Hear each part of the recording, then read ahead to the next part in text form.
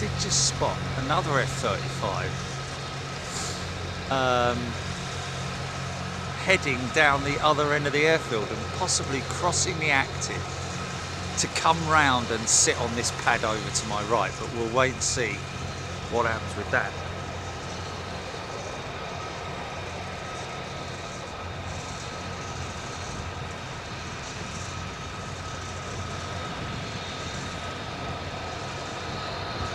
Yeah, that's what I'm talking about. That's what I'm talking about. It's definitely that's coming out as well. There's a couple of them, and I think they're going to appear from up here. I can hear them, and they're going to sit on that pad there. So this may be hot pitting exercises here, folks.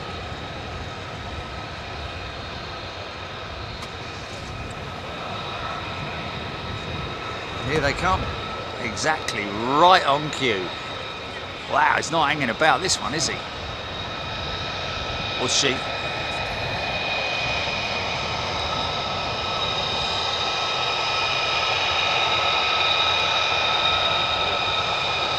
Oh yeah.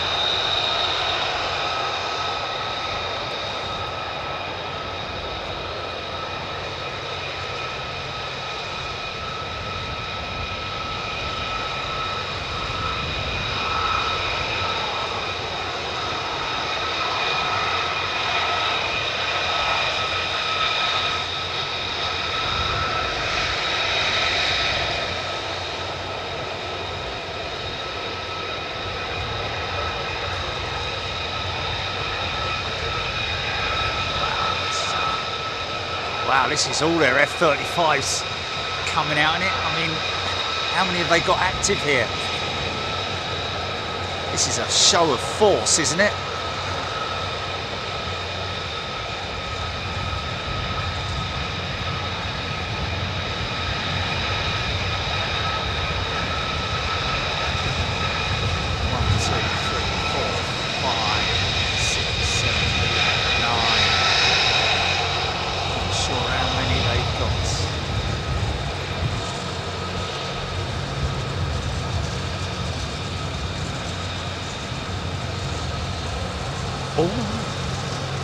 Oh my stars.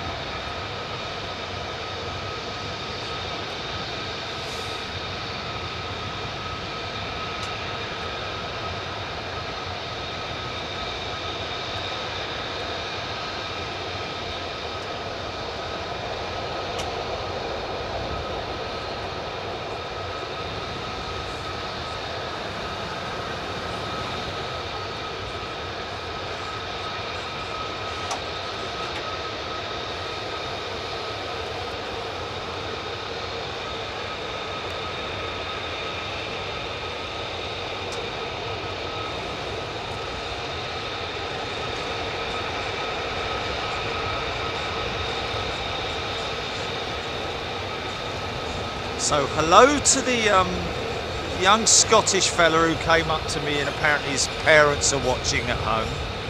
Hello to the young lad whose dad came up to me and said that he's watching at home.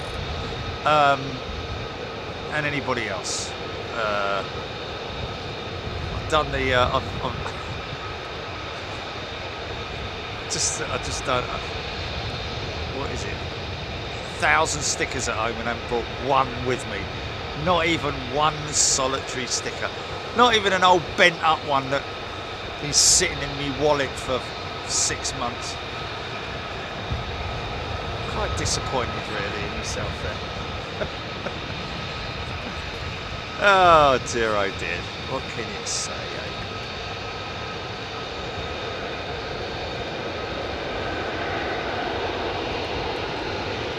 Definitely more coming out from that side. I can hear them any moment now, appearing from behind those lovely old farm buildings.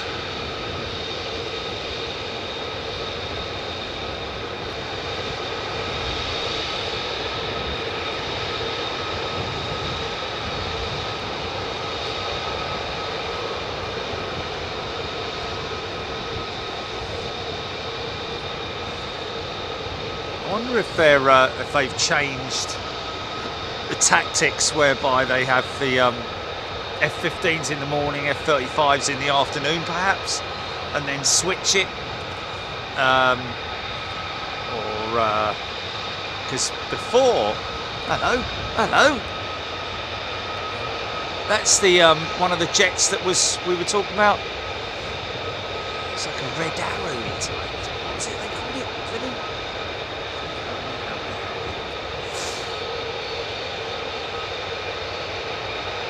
A trainer. It's a trainer, isn't it? It's a training aircraft, I believe.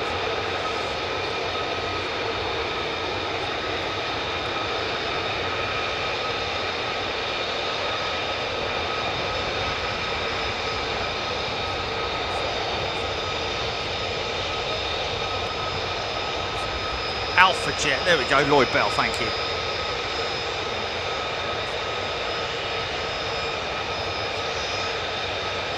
Same sort of jet that they use for the Red Arrows, isn't it? It's a trainer platform, a training platform, I think.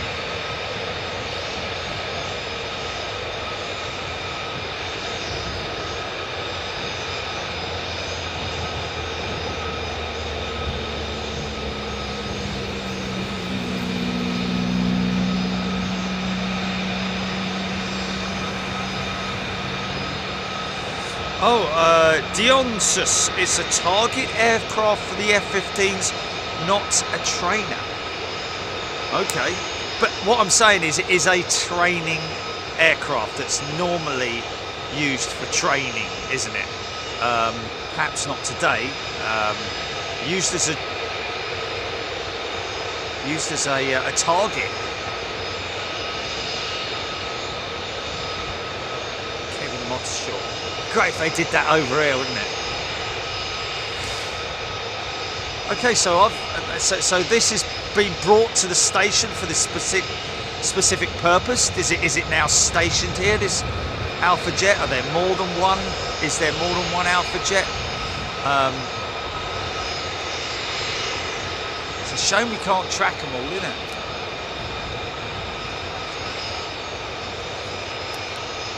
Thank you, Kevin.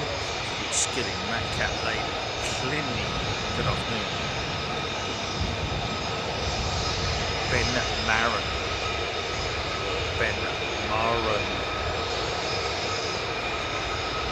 Alan Burden, Alpha Jet used as aggressor.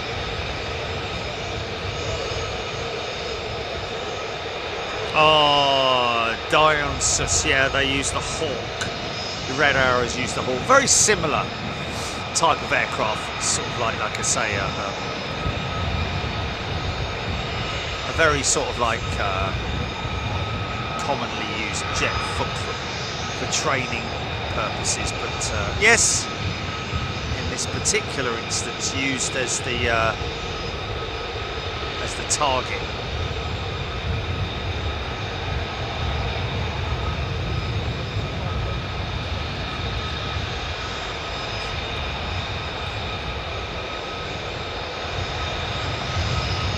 Other two left yesterday, Richard Brown saying, okay.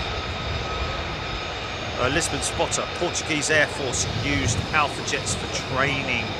Chester Draws is gifted a mention. Thank you, Chester Draws. Great things too, thank you.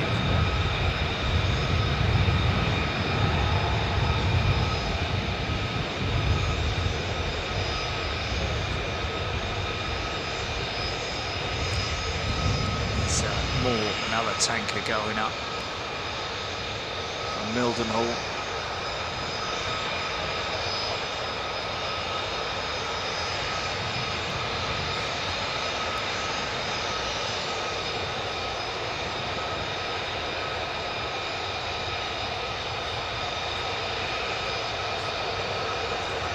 Oh, is that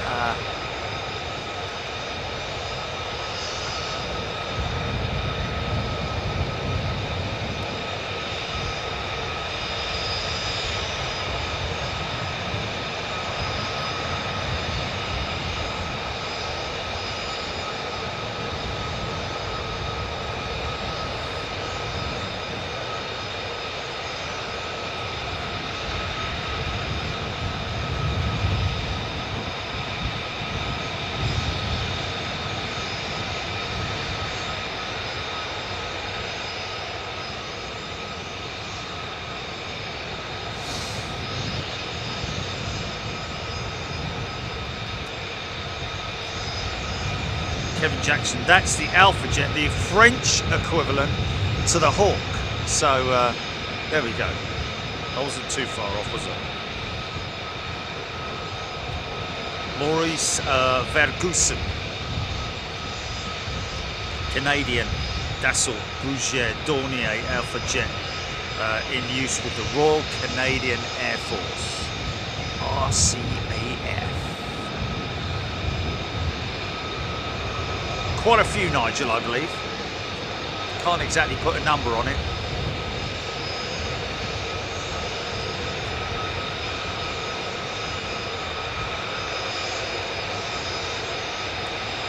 Wade Perry should come back with holes in it. I like that.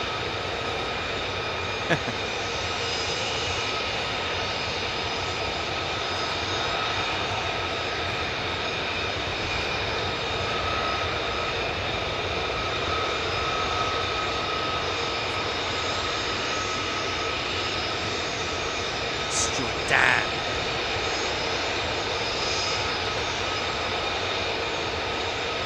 Virtual wings. The Patrouille de France used the Alpha Jet.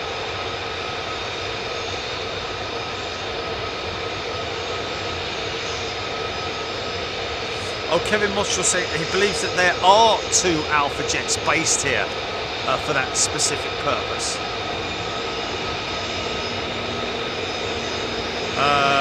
Dionsus, there are usually 2 that go out together. The pilots and ex-RAF pilots. It's a private company. Oh, wow.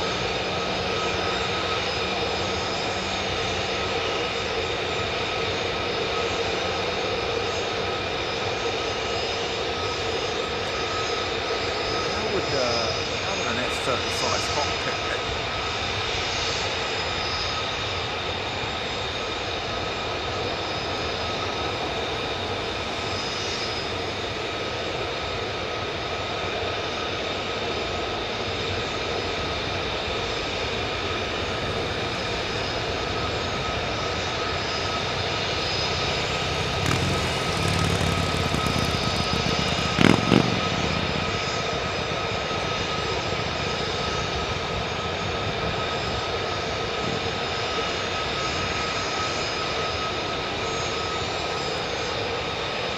Pretty sure that was an Osprey, wasn't it, that we just saw in the murk.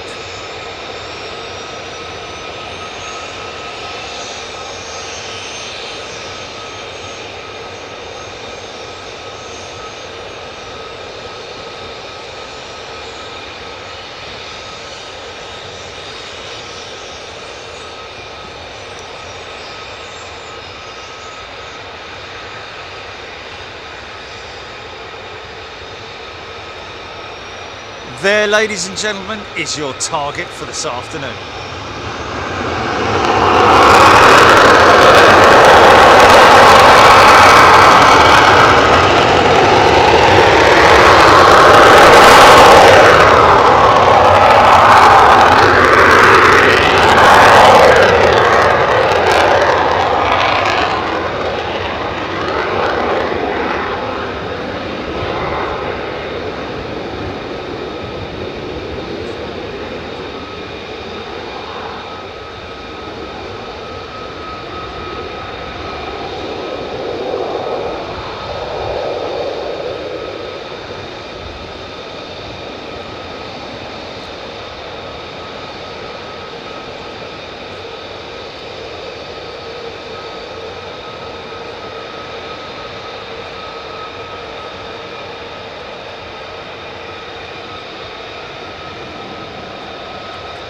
Reese Jones is a new member. Have I got something over the top of me, Gilly?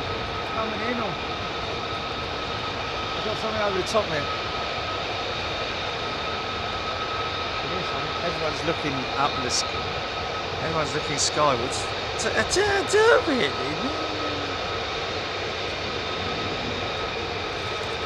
Oh, it's the one of the 135s going out that way. Okay, I've got you. Yeah.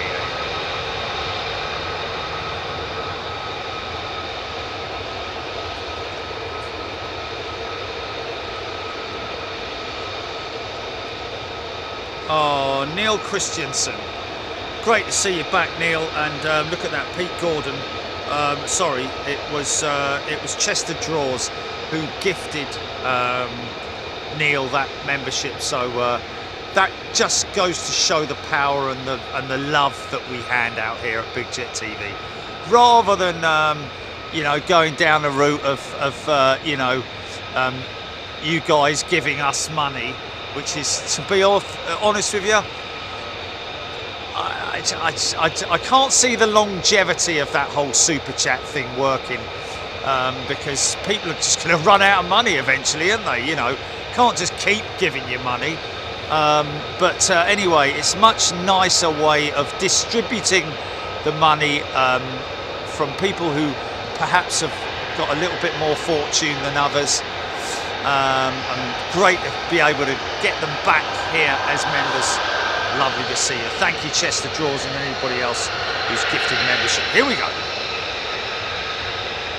Now you can see all the weapons. Obviously, is one of the most obvious things that you see here, folks, is there's no weapons slung underneath the aircraft's wings. That is all enclosed within the body. That's why it's got such a big wide body on it.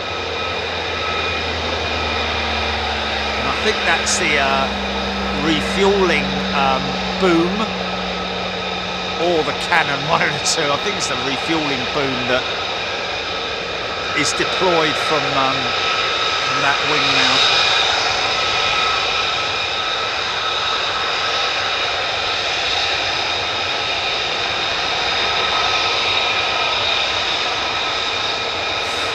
Philbo, good day to you, Philbo.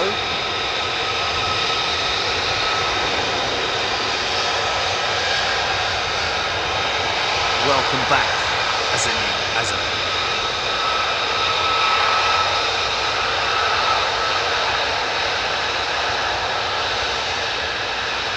F-35 parking lot.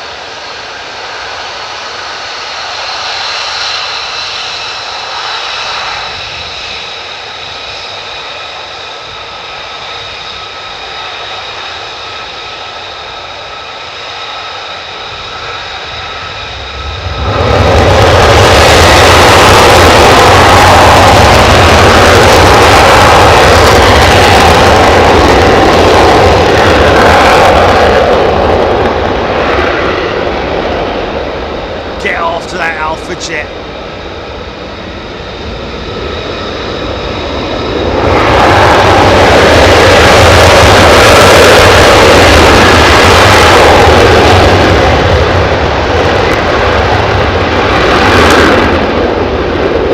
Seek and destroy.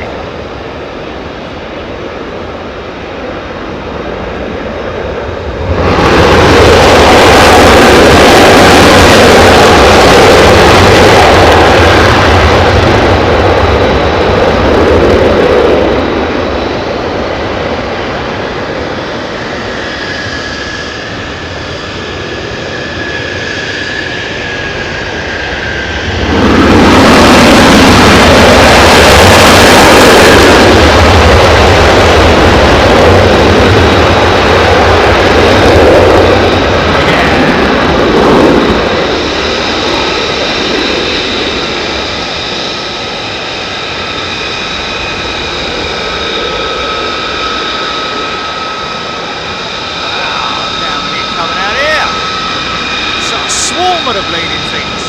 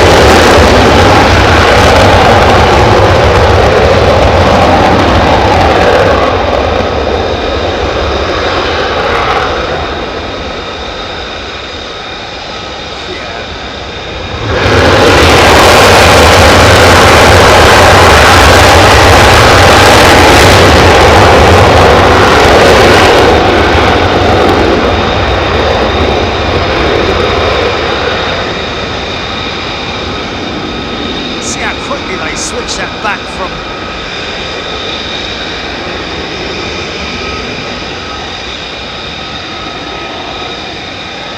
full up elevator to sort of like back, switching it back very quickly to the neutral, so as to not sort of like over rotate, I'm guessing.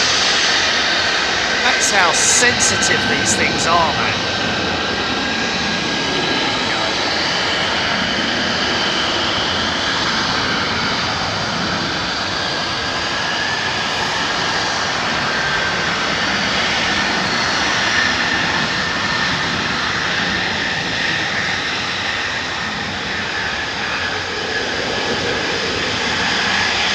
The receptacle.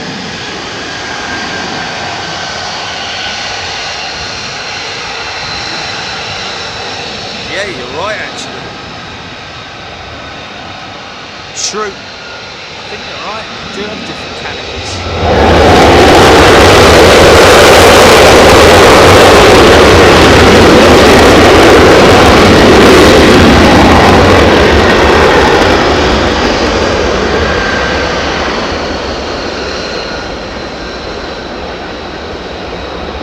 Maybe earlier variants or later variants.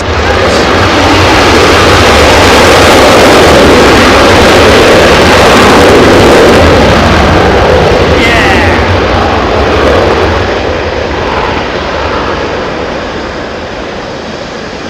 Seems like there's a bit of lag.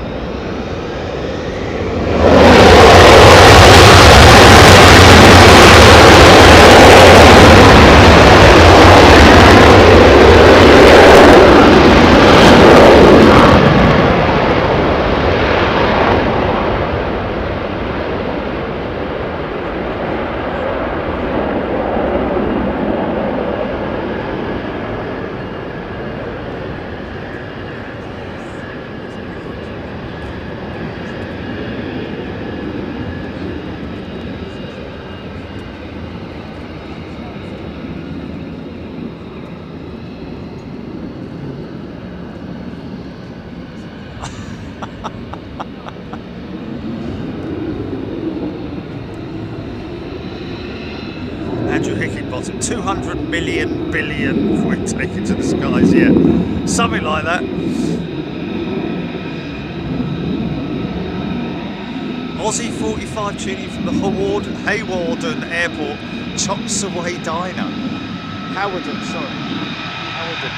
I've been there before, haven't I? Didn't I go there and meet someone there at the Chops Away? More of them. Somebody mentioning just now that the difference in canopies, obviously different materials possibly, or different manufacturing techniques. This would possibly be either a later or an earlier variant. I don't know. If they's personally, I prefer the rose tinted one.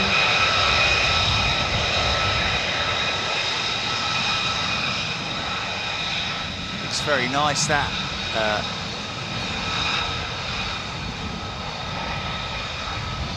As you can see, that one there has got a slightly more rose tinted look towards it.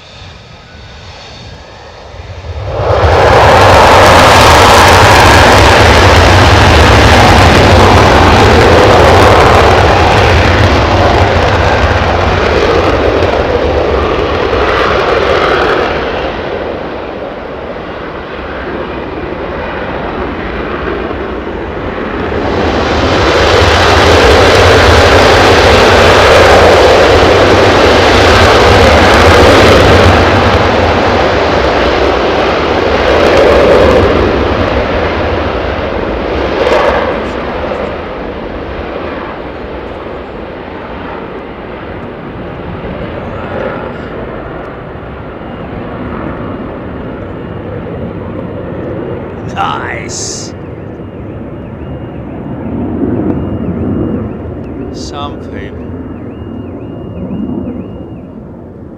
Anybody going to Riyadh? I going to Riyadh for the Airshow next week. Down in Paris.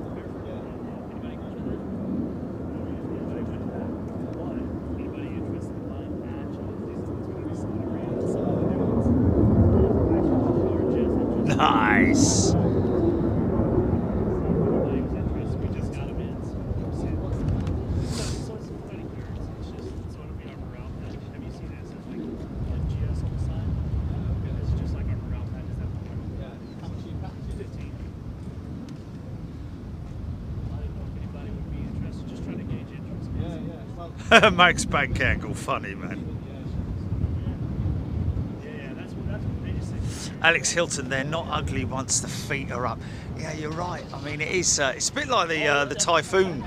Is quite an ugly looking jet, isn't it? When the wheels are deployed or extended, when the undercarriage is extended, it's an interesting one, isn't it? Well, I mean, obviously they're not an integral part in terms of, you know, its capabilities. The undercarriage is just the undercarriage, and that's all it is. Just to wheel it along the ground and for it to be able to land and taxi and so on and so forth. But they do look wonderful once they're once the gear is up.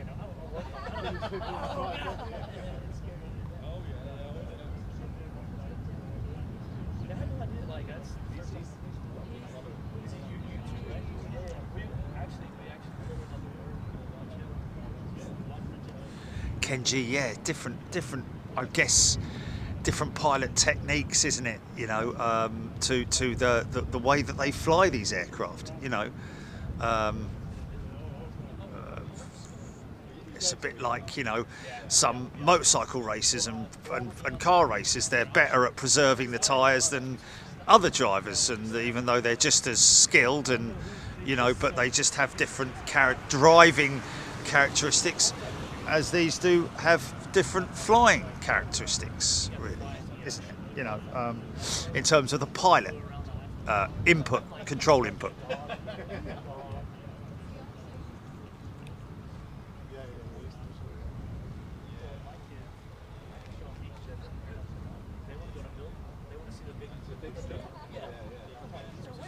Anthony Cliff, Alpha Jet over Skegness at 17,000 feet. Call sign ambush 71, like that.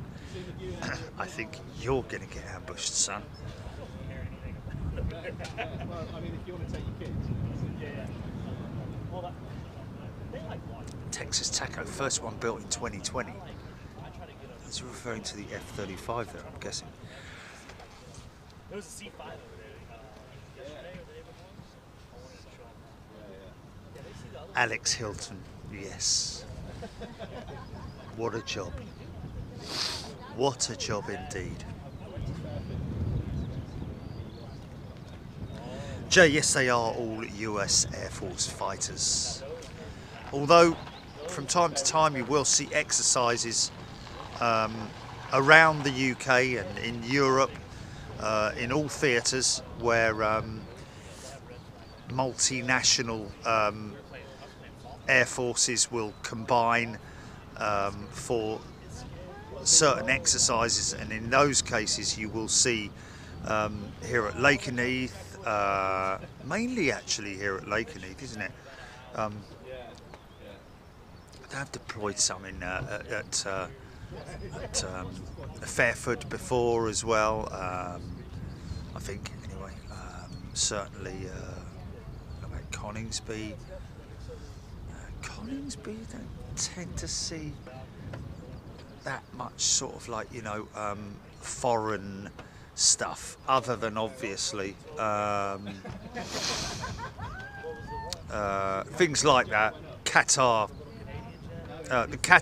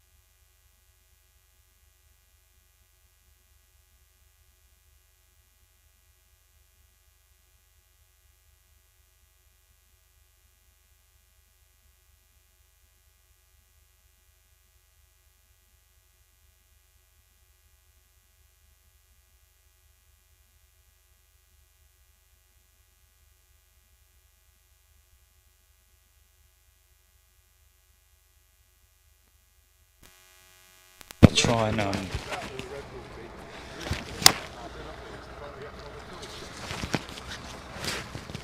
check.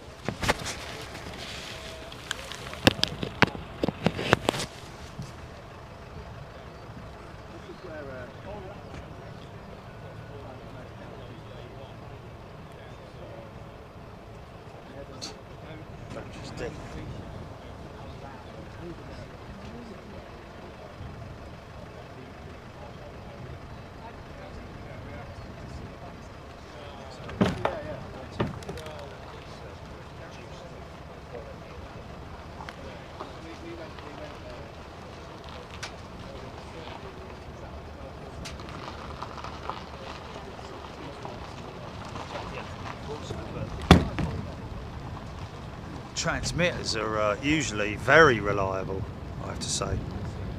Sorry about that. We back now, here, Jelly? Everything all right now? Yeah. Okay. TCC rivet joint in the area. Is it not? Okay.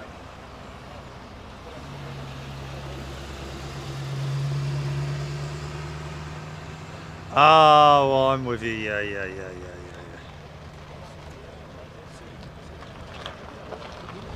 Damien Eves, last word we heard was Qatar.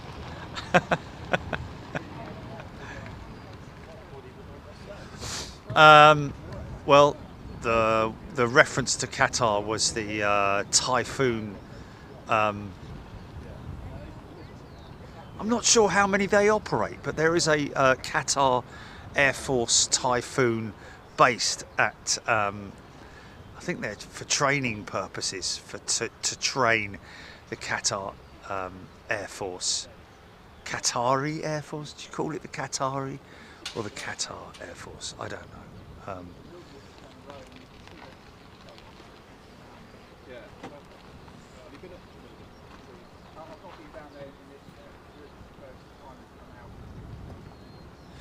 Kevin Mottshaw, Top Aces Incorporated are the private company who own the Alphas. Wow, it's quite interesting, isn't it? It's all well and good having a company that owns aircraft, but having the flight crew that are, competent and fully trained up in terms of these exercises, it's quite something, isn't it? So obviously the aircraft, the company owns them, then they employ the pilots from an outside source, or have them on their books themselves.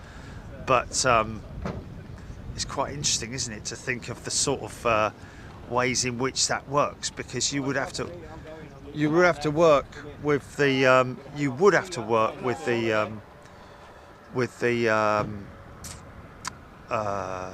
US Air Force, or whichever Air Force it is that you're working with, or base. It's quite a involved sort of like whole model, that, isn't it? You know, you don't just bring a plane in and then just send it up and then they go after it. It's, you know, there's a whole flight plan that needs to be worked out, and so on and so forth. Damien Eves has gifted a Big Jet TV membership, and Steve Wiggum is that receptive person. Steve Wiggum, welcome back to Big Jet TV. I know a former CF-18 pilot who flew several years for Top Aces. Wow, one CAG. Bootle lad, they are top pilots. Yeah, I have no doubt they're top pilots. No doubt at all in my mind that they're top pilots. They need to be. Then they're obviously maybe I'd imagine they're ex-Air Force pilots. Got to be, haven't they, with that sort of knowledge and skills.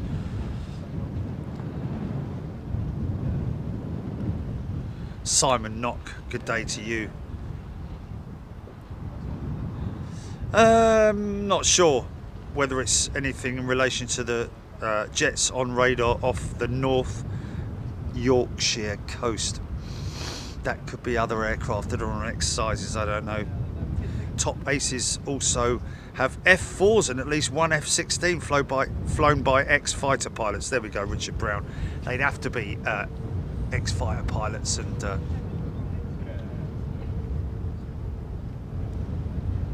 am I hearing the howl of F-15s starting?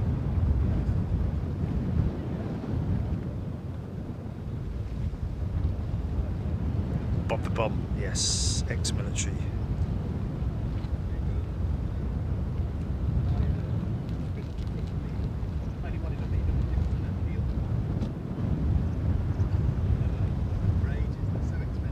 Texas Taco. In the States it used to be Draken, which was the adversary Air Force during Red Flag. Patriot 007, thank you.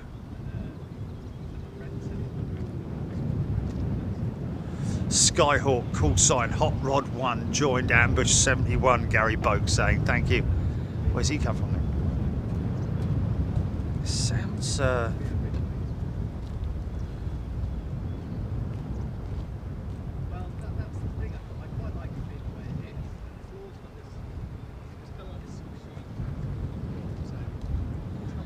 Ian Byrne, Richard Brown. Top aces also have a Bombardier Learjet 35A.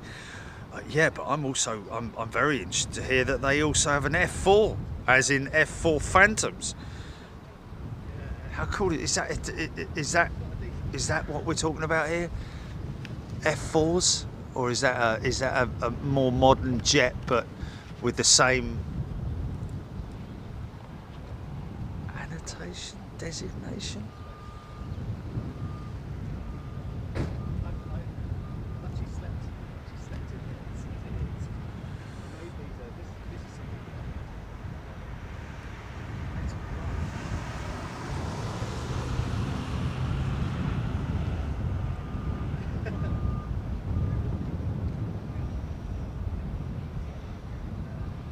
Janine Gray.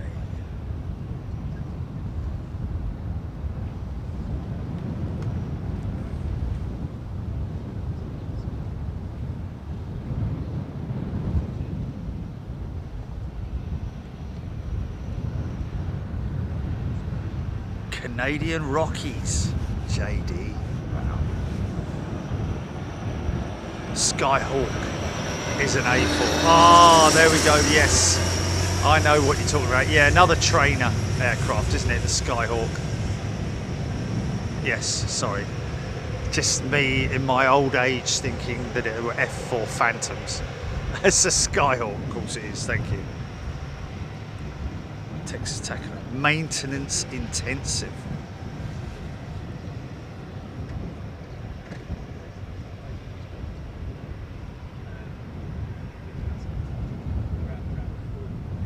Oh, F4 Phantom, A4 Skyhawk. There we go. Did somebody say F4 and I... Yeah, because someone said there F4 Skyhawks, A4 Skyhawks. And of course it was the F4 Phantom. F4s were struggling in Vietnam. Gary Brown. Draken have 8 Aero L159 Honey badges based at Teesside Airport, used as aggressors for the RAF and US Air Force. Wow. So that's another company. Is it Draken, is it?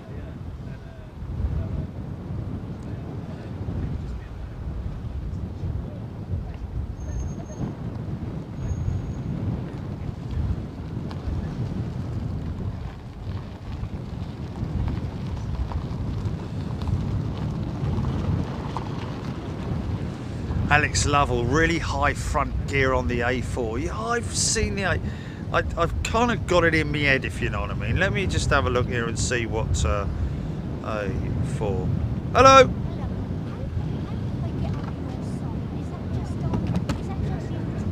Sorry? It's on YouTube.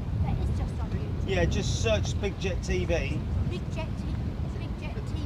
Just like it says on there. Yeah. Because you're not Coningsby, are you? I do go to Coningsby now and then. No, I want lot. No, I'm nothing to do with that lot. Nothing. I'm Big Jet TV. Big Jet TV. Right. Yeah. Okay, that's lovely. All right then. Love you. Thank you. Okay. A4. Oh, lost me train now. Yeah, thank you, Virtual Wings. A4 Skyhawk, that was it.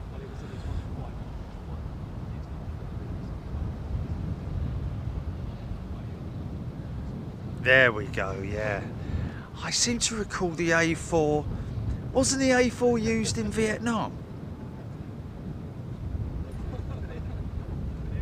Oh, sorry.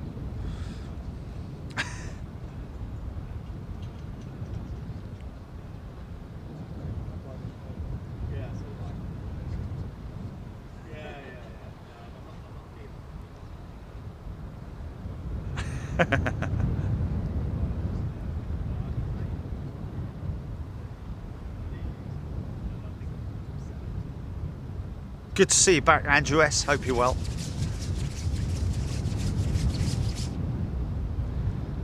I would suggest putting your name down on the list for gifted membership, Andrew. Then you'll come back on here in green and with your stripes intact, I think.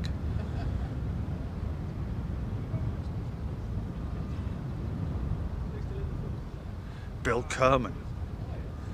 Oh, it's nothing I'd like to do more than film somewhere that operates F4s. Didn't know any Air Force still operated them. Blimey, the Greek Air Force. Mark Chandler, pretty sure the Argentinians were used. Oh, that's where I saw it, Mark. That's where I saw it in the Falklands War with the Argies. The Argies had the A4s, didn't they?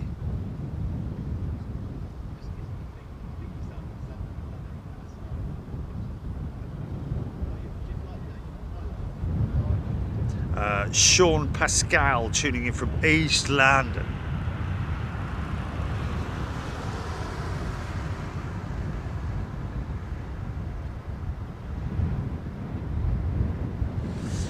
Janine Gray, how quick can these guys get up in an emergency? Well, they are. They do. I don't know as they have a quick reaction alert segment to their squadrons like they do up at Coningsby, but Coningsby, the Royal Air Force have a QRA squadron based both at Coningsby and also up in Lossiemouth as well. Those aircraft are literally umbilically attached to a hot button or whichever way it is, but basically like the Vulcans back in the day, where one button would fire up all the systems and get the aircraft ready to roll, open the doors, roll it out, and they can literally be airborne in under a minute or under 2 minutes. I'm not sure how quick the QRA. Let's just have a little look. Oh, okay. Maurice Vergusen, the A4 Skyhawk, has indeed operated with the US Marines in Vietnam. There we go.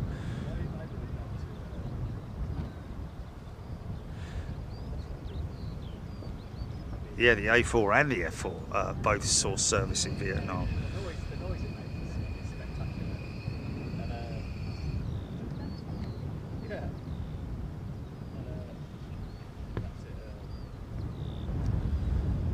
Rohit Parkal, I personally love the Warthog.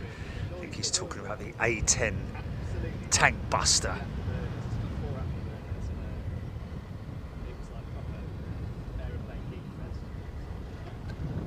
Craig Whitmore, good afternoon. Afterburner 119. Alex Lovell.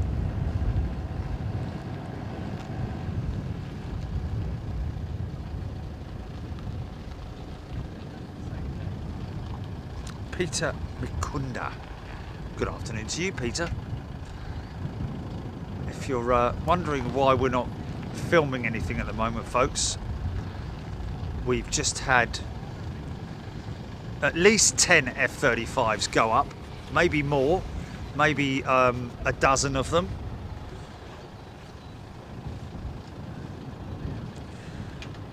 Okay, Peter Mukunda. The F4 remains in active service with the air forces of Iran, South Korea, Greece and Turkey. Wow.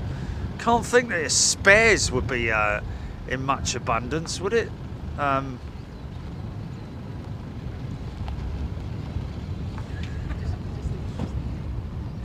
Okay, there we go. Neil Christensen. I wasn't too far off. QRA Typhoon can be up at 35,000 feet in 2 minutes 30 seconds from first alert. Okay, so actually that's about bang on, because what's it going to take? 30 seconds for it to get to 35,000 feet from the base, from ground level. So about 2 minutes. I'm guessing they can. Oh, you're a bit slow there, early birdie. F-16 can scramble in 5 to 10 minutes. Blimey, it's over by then, isn't it?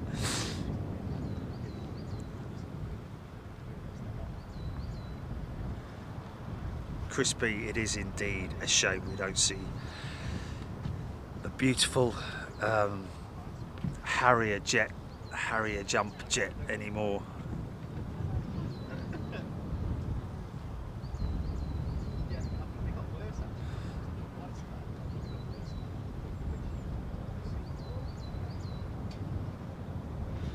Max bank angle, F-14 Tomcats. I feel the need for spares.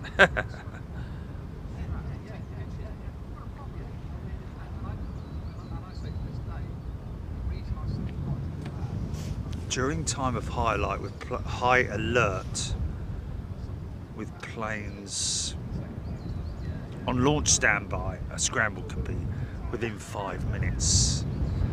Yeah, of course, the personnel themselves, the pilots themselves, are all stationed within that bunker. Obviously, they take shifts and so on and so forth. But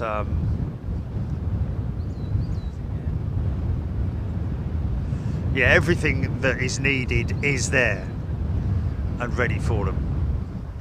Tea, biscuits, etc.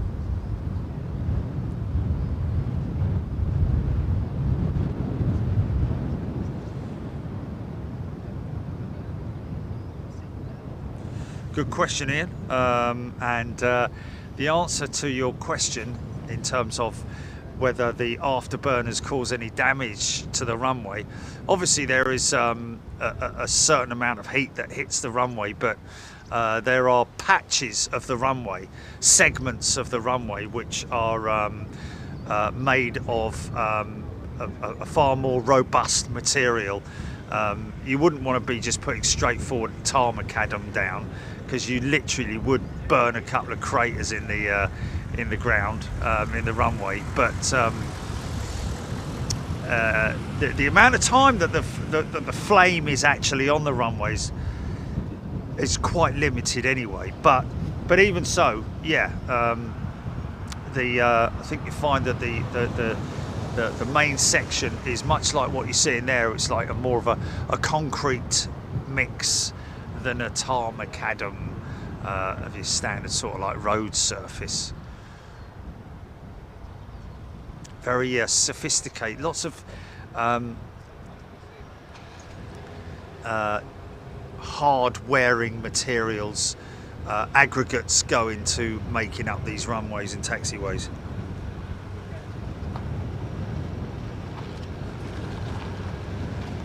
Big Al's plane.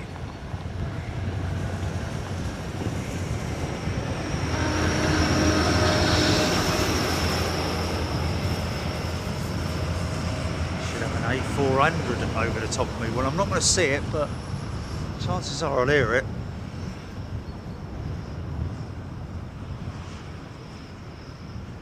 Oh, Steve Oddy, it's called Marshall Asphalt. There we go.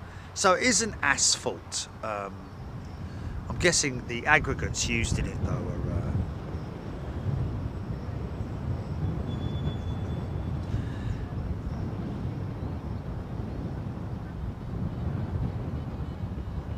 TCC. 45 minutes later, the 10 F-35 still haven't found the tiny alphabet.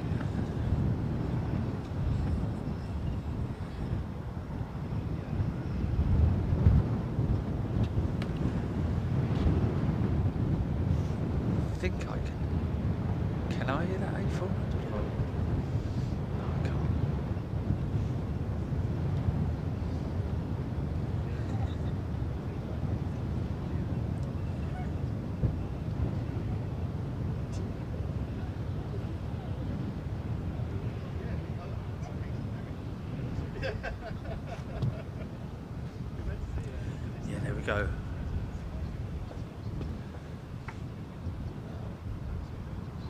Alex Lovell, when I flew with 208 Squadron in a Hawk and went inverted, all the nuts and bolts that were on the floor of the cockpit started bouncing around my head and they accumulated rainwater. Blimey. It's not very favourable, is it? That reminds me of the time when I crashed a Mark 1 Escort.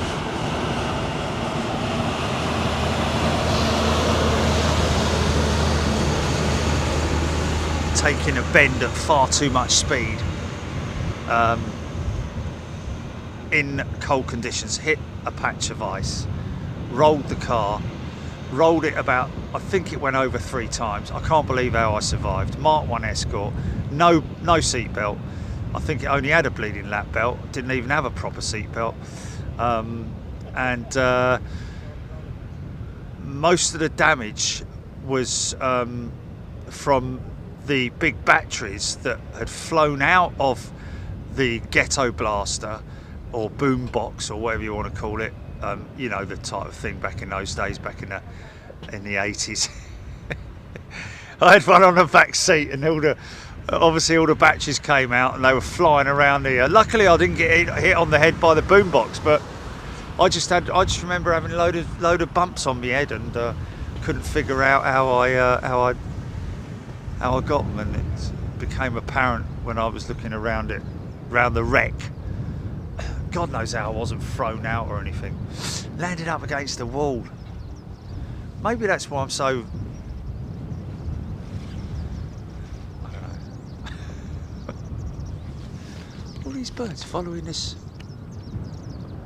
Why are they following that? Why are they following a crow? That's very weird. Very weird. I can understand them being...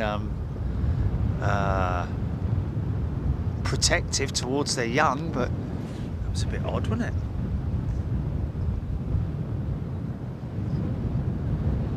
Wow, Lloyd Bell, my uncle used to work for 208 Squadron at Lossiemouth, was a mechanic on the Buccaneer. Oh, crazy aeroplane. Didn't the Buccaneer have an offset canopy? I seem to recall. Or is that just me thinking that? And the flight, the Navigator, I think it was a bit like the Vulcan, where it had a part in the Buccaneer where the navigator and the radio operator maybe were in the right down and below the pilot, and then was it the bomb aimer or something? I can't remember, but it's very sort of like odd layout inside the Buccaneer.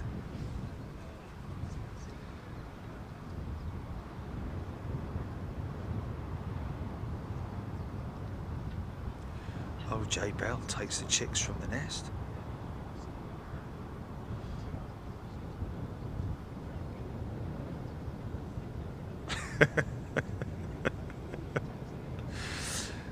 Robert Mendes, probably Duran or something like that, I don't know.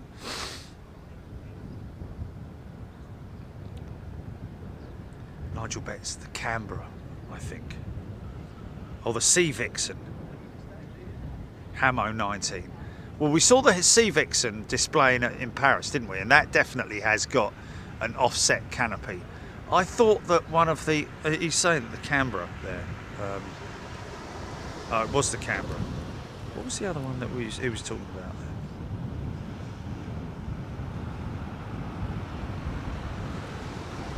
The Buccaneers, okay. So it was the Canberra. Yes, there we go. It was the Canberra that had the offset one.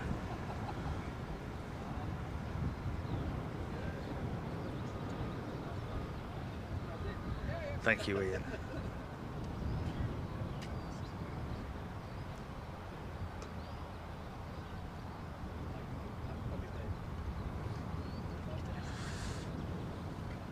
Yeah, Sea Vixen. Sea Vixen was the that was the one that displayed the The water-cooled radial powered. Oh no, no. The Sea Vixen was the twin boom, wasn't it? Sea Vixen was a jet-powered twin boom construction, wasn't it? Let me just have a look.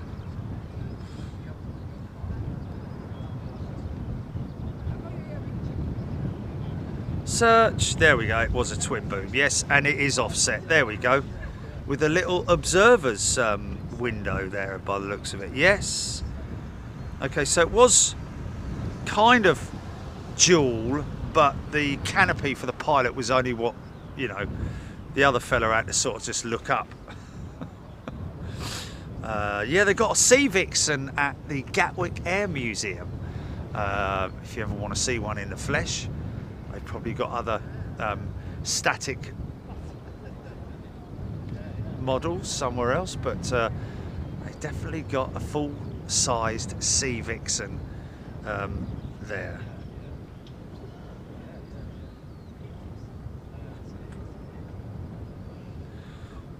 No Max Bangle angle. There are no Sea Vixens flying, as far as I know. I remember back in the in my youth or me teenage. Well, would have been my youth actually, between 10 and sort of like 15, 16. Where I used to go to the air shows with my mum, my dear old mum used to take me to these air shows. You always have the Vampire and the, was it the Vampire and the Buccaneer? Hold on a minute.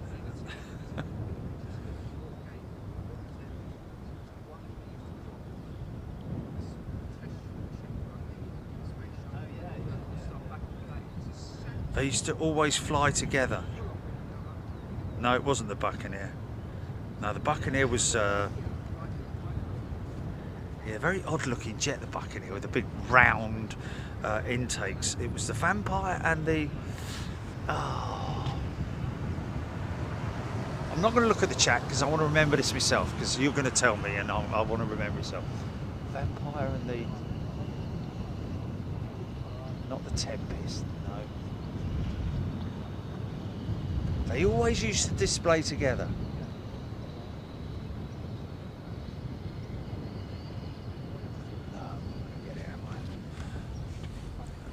Vampire and question mark display aircraft. See if anything comes up with that. There we go. There they are. A Vampire. Oh no. Vampire to add bite to Scampton Airshow. No, that's not it.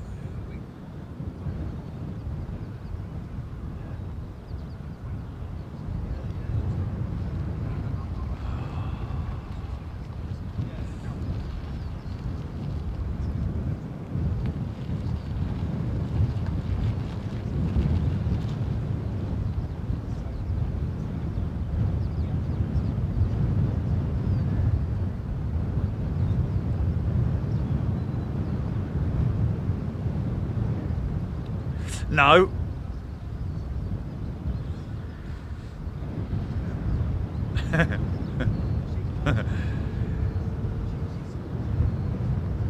I can hear engines starting up. Let's see if I can work it out before they come out. It was a Vampire.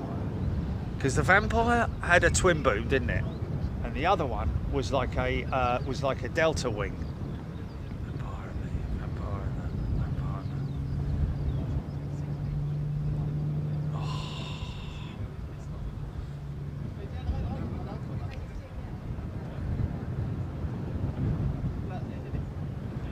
Oh, go on then, give us a clue, Jenny.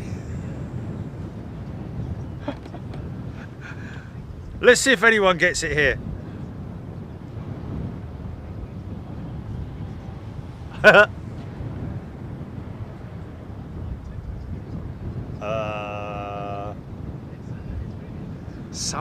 Sometimes comes from the sky, people think it's a UFO.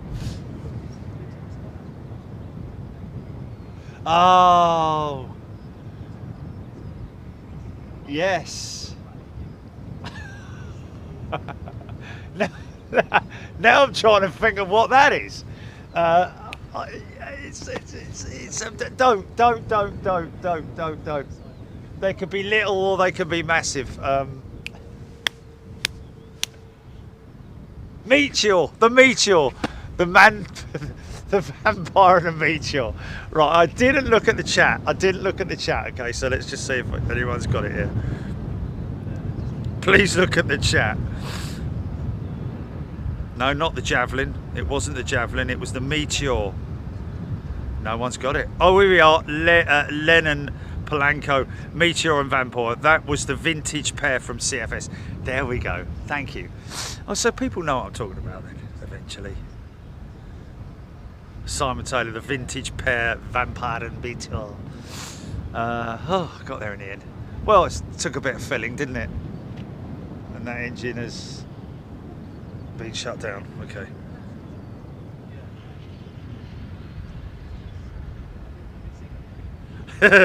He'll look in a minute. I did not look.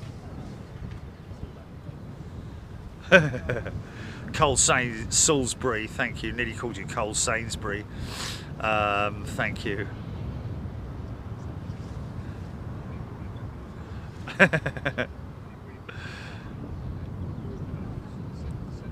Comes from space, Richard Brown.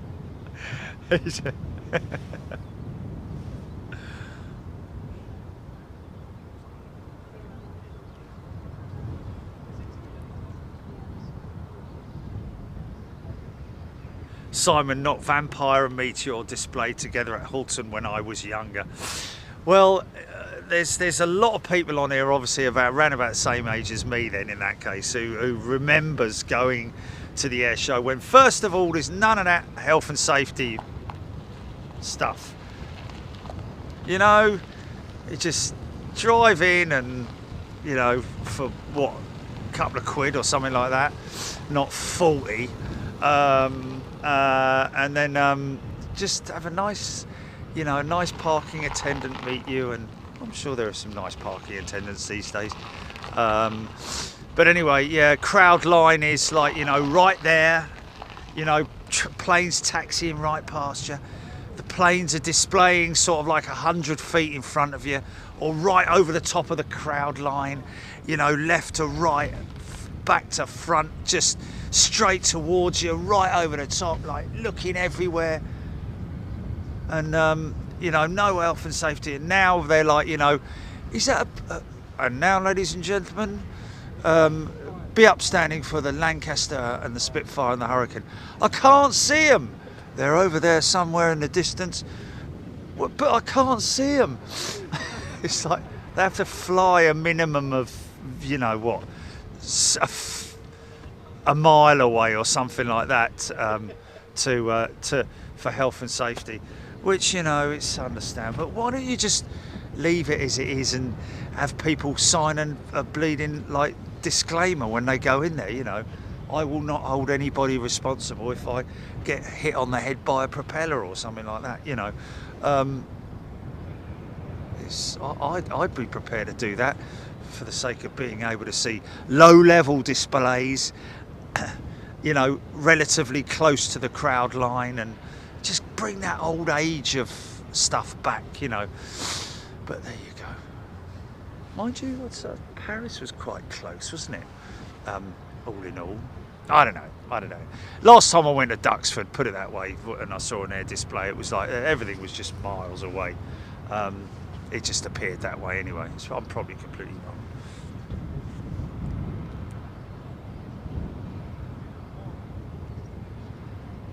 Maurice Vergusen, the Vampire and the Meteor, great demonstration duo at the Royal International Air Tattoo. Yes, and somebody else who remembers those days fondly.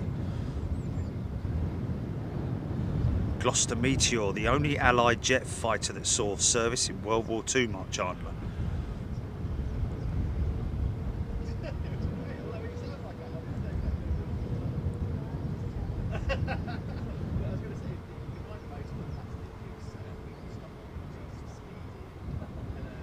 Brutal lad nearly got run over by a Hawker Hunter.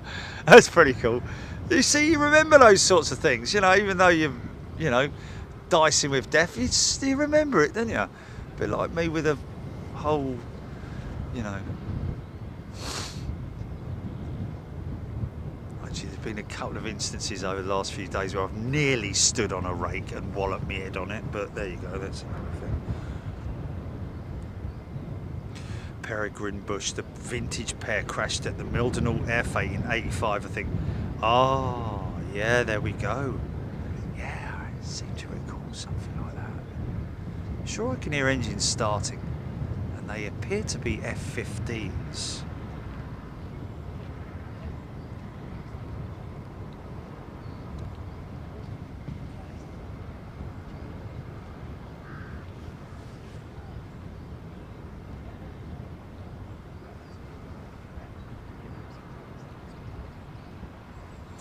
Yeah, Simon, not Vulcan vertical climb 50 yards away. You know it, man. You know it.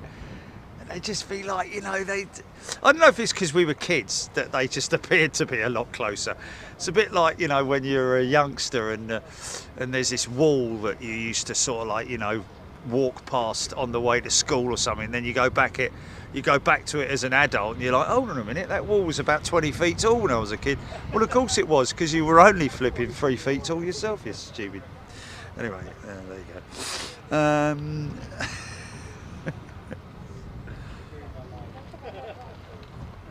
go. Big EB 2000 used to love going to the air show at Luchars.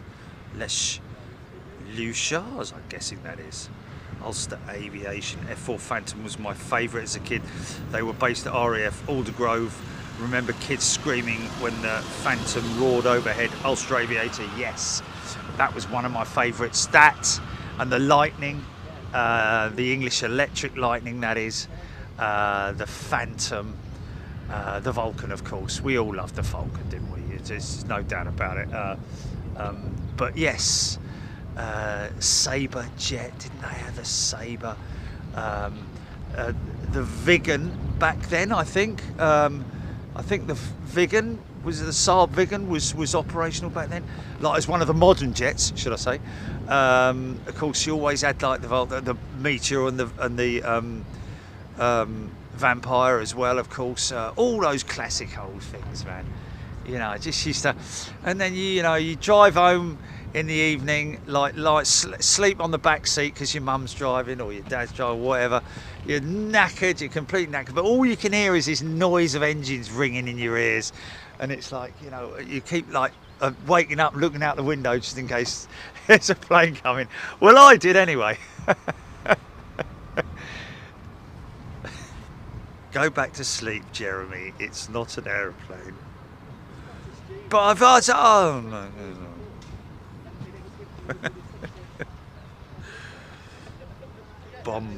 Bob the Bomb. No, they were closer and lower. They were, weren't they? They totally were, man. Richard Palmer, sadly, I saw the last flight of Vintage Pair.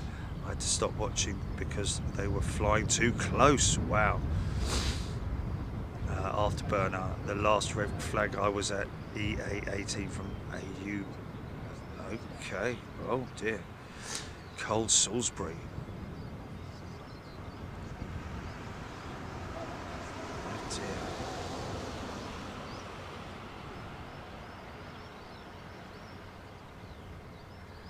Blimey, Jonathan Bill, the Swiss only stopped using the Hawker Hunter in '94. Barry, very true. Neither are any of the other bars of chocolate. In fact, funny enough, the other day I was in the petrol station, I saw that twin bar thing you can get, like 2 Mars bars. That's the size of what the original Mars bar used to be like, isn't it? Or like, you know, oh, I don't know, whatever. Early birdie. As a kid, I looked in the exhaust of an F4 Phantom going straight up with Afterburner above my head. It felt pretty hard, yes. Yes, man, they were the proper days, weren't they, eh? Now, Stephen Bale, I used to go to Duxford Air shows every weekend. Every weekend. When they were on, I had a Zephyr V6 and went with a girl from Witsford near Royston in 1979. Those were the days, eh? Peterwood Mildenhall was my favourite air show. Went for 20 years. The wet burgers were to die for.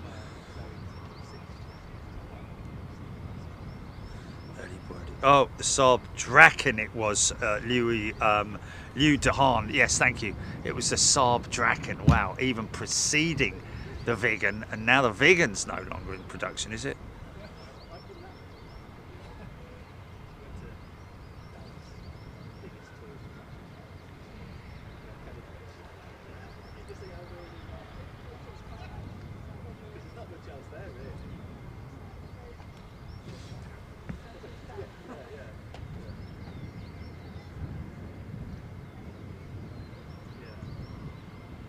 I don't know.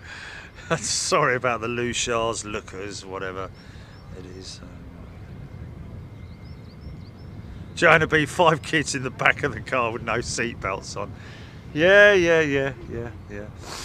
How did we all survive, man? How did we all survive, eh? Never wanted to go home, Bootle lad, you're right.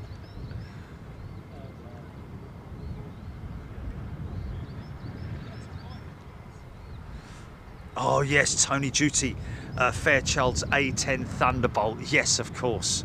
Yeah, they had the tank buster, the Harrier, of course. Remember the Harrier going along the crowd line, you know, like 10 feet away from you. It's like, the noise. That's why. I'm sure that's why I've got what do you call it? Tetanus. I got tetanus. Quickly, give me a flipping vaccination or something. I don't know. Max Bankangle. When I went to see the Wright brothers flying, they were only about 5 feet over my head, shot displaced. Oh, very funny indeed. Maurice Verkusen, German Air Force, McDonnell Douglas F4E Phantom, low-level display on the air shows. Great stuff. Yes. And the thing is, you'd all be standing there like between displays, you know, you'd all go, oh, that was nice, wasn't it? Oh, that was great, that was brilliant, you know. And the commentator would be like, you know, okay, don't tell anyone, they're coming up behind them. Yes, anyway, lovely. Any moment now, appearing from somewhere should be a it's like flipping heck, you know, and it's like this thing's like a mile away before you even hear it. Like coming in 30 feet above your head. Just the best times ever, man. Just the best times ever. None of that stuff these days where like, now if you look 15 miles to your east, you'll see a little tiny dot. That's an aeroplane doing a display for you. Oh, thanks. That's worth paying 50 quid for. Thanks for that. Louis Dehaan, the Saab Viggen, was the first fighter to be able to get a fire lock on the SR-71 Blackbird. That's a great bit of information, Lou. Thank you. Yes, of course, Jordan, the Tornado, the Jaguar, the Tornado. Yeah, those great classic old aircrafts. Nicolaus Wolf, good afternoon to you. Always looking up, saw the electric light, the English electric lightning at Mildenhall Air Fate mid-80s. Amazing speed, SR-71 even did a demonstration back then. Yeah, man. Just crazy, man, crazy. The things, you know. Did we have any... I don't think we had any commercial aircraft doing displays back in those days, did we really? Didn't really see that. Not here in the UK anyway. I can't remember. I can't recall seeing any. No. I think they were the first. Yeah. I mean, the first air show that I went to, literally from being a kid and all the way through my adult, you know, career life and all that kind of thing, all that sort of stuff was forgotten, wasn't it? And then I came back, started doing Big Jet TV, and I went to an air show at Biggin Hill, and the Red Arrows did a display with Virgin Atlantic 747. What a fantastic display that was. And it wasn't the sort of like fly past sort of display that we got with BOAC at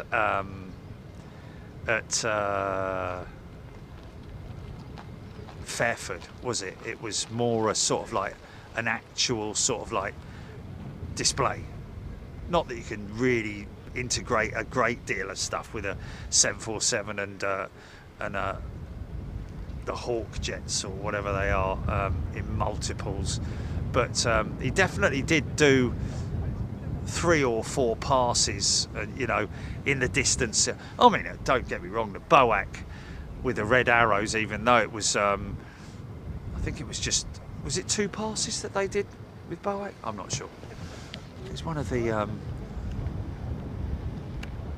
KC-135s returning to Mildenhall.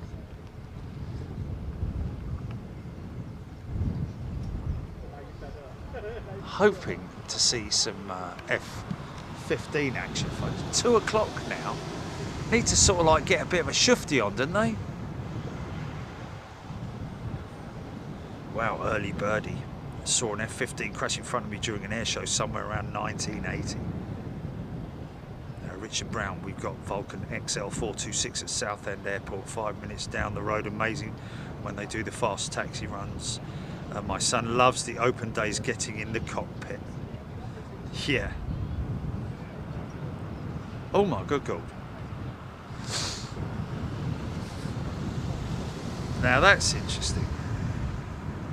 That is big, isn't it?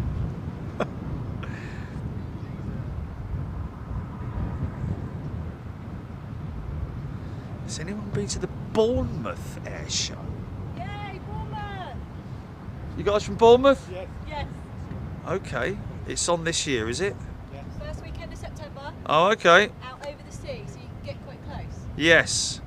But they are a long way out, aren't they? They are a long way. They're closer than you get over land. But yeah, they are. Still. Right. Yeah, do get a decent view of it. The Red Arrows come over the hotel. Awesome. I'm not going to try and pronounce Luchars anymore, because I got it wrong, didn't I? Luchars. Luchars. Luchars.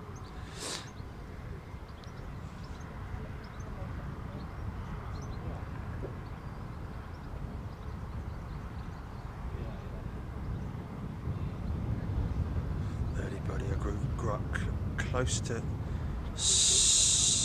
Are you guys throwing these names at me just for a laugh or something? I'm not going to try and pronounce that one either. Soesterberg. Mick had a Lightning pilot, the EE-1, stand it on its tail out of RAF Manston in '67. Wow! Best display I ever saw was the Vulcan at Woodford. Bob the Bomb, and that's from Peter Wood, by the way. Bob the Bomb, I remember a German Marine Flieger F-104 performing his low-level pass, fast pass directly over the crowd at one show. Yeah, man. Yeah, but you know, if you've, I don't know, things still happen, don't they? But there you go.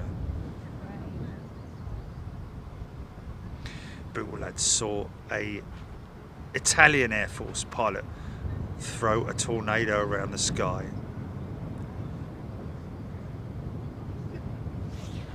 Maurice in '91, RAFG Bruggen-based Panavia Tornado GR1 did its display at the open days at 20 Airbase and hit the sound barrier. 500 houses had broken glass damage. Yeah, that's the point, isn't it? That's the one thing they weren't flipping far off it. It was just It's crazy how noisy those things were, man.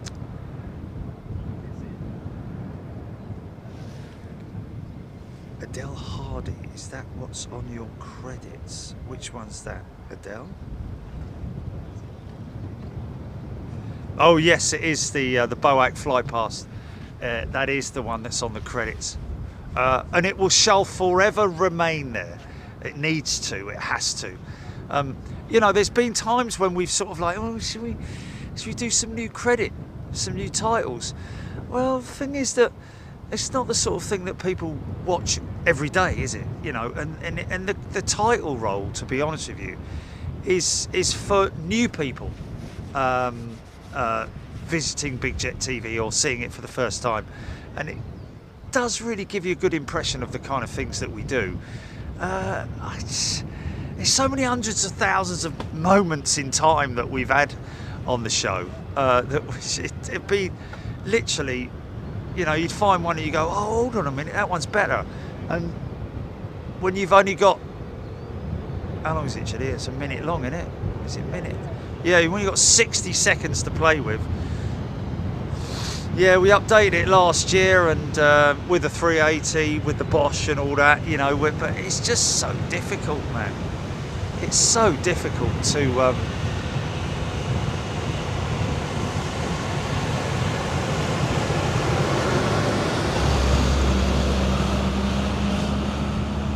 Jimbo Jet Set, back in the late 70s, when living in Cyprus, RAF Qatari, an orange and yellow Canberra towed targets for the F4 Phantoms. Love watching it coming home, releasing the target next to the runway. Yeah, that's old school, that is. My, is it the, my mum's brother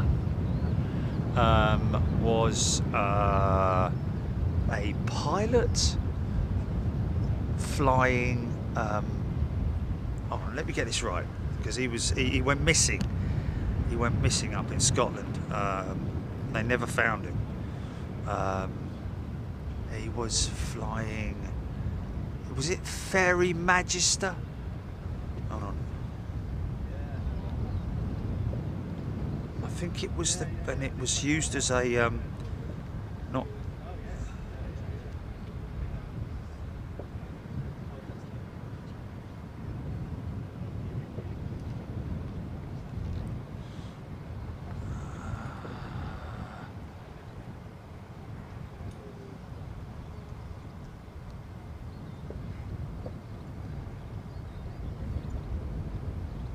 just see if I can.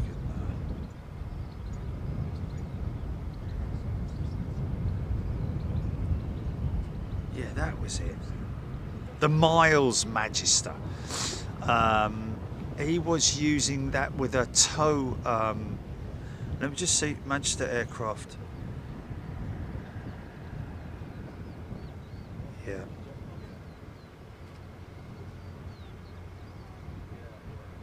Yeah. He was towing a drogue. Was it a drogue or a drone?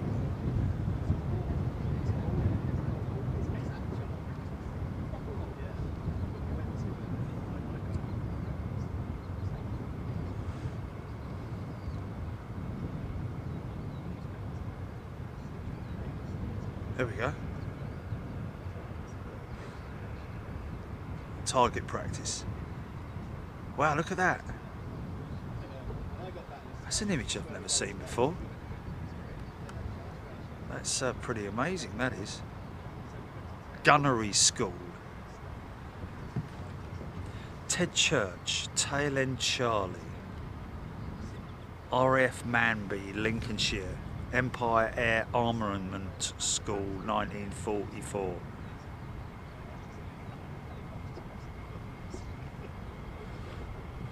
There we are. Drogue towing planes. Wow, look at that.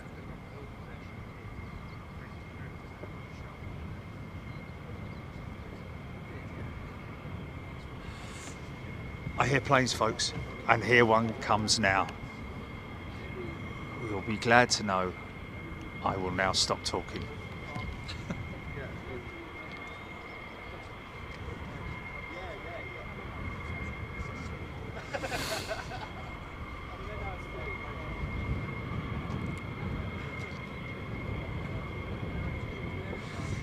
F-35s have not yet landed. So I would expect them to be making their way back quite soon, I'd imagine, those 35s.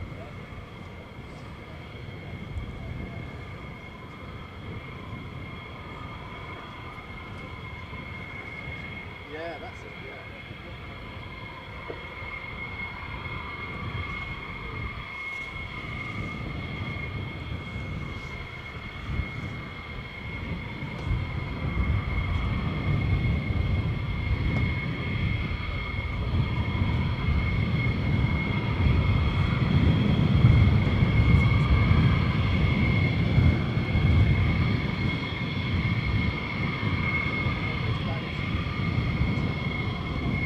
Solo.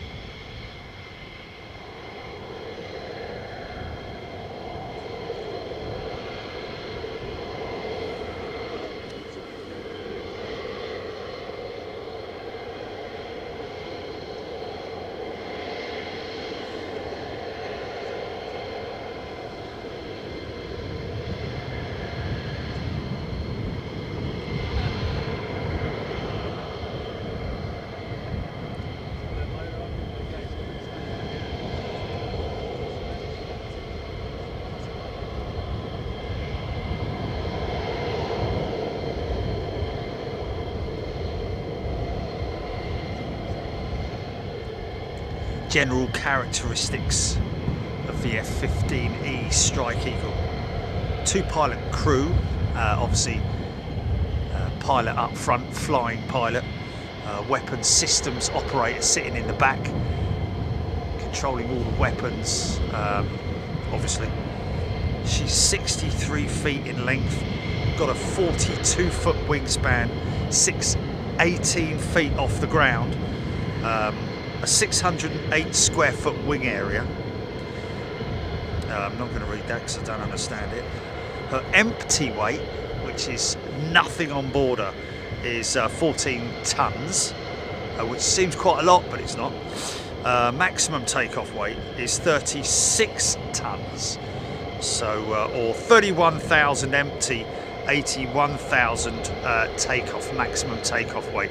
So she can carry 12-ton payload, which is pretty impressive. But with that maximum takeoff weight, that includes obviously pilot, fuel, and armaments. Maximum speed, 1,434 knots, 1,650 mile per hour, or 2,656 kilometers per hour. Mach 2.5 at high altitude, and 1.2 at low altitude. Combat range is 687 nautical miles. Ferry range, which is if they're going to take her somewhere, 2,100 nautical miles. So obviously when she's fully empty with nothing but fuel and the pilot. Service ceiling is very impressive, 60,000 feet. 9+ on the G limits, and a rate of climb 50,000. This is the most impressive one for me. Is 50,000 feet per minute. Someone mentioned how much that is in per second. It was like 395 feet a second or something crazy like that. Absolutely insane. She's got a 20mm Vulcan 6-barreled Gatling gun, which fires off 500 rounds of either M56 or PGU-28 ammunition. Make of that what you will. Put it this way, it'll make some proper big holes in something. Hard points, 4 wing pylons, fuselage pylons, bomb racks on CFTs with a capacity of 23,000 pounds of external fuel and ordnance. That's pretty impressive, isn't it? So those numbers for the max, no, that must be included. So in terms of her armory, air-to-air missiles, 4 AIM-7 Sparrows, 4 AIM-9 Sidewinders, 120 AMRAAM, AIM-260 JATM, that is yet to be integrated, I believe.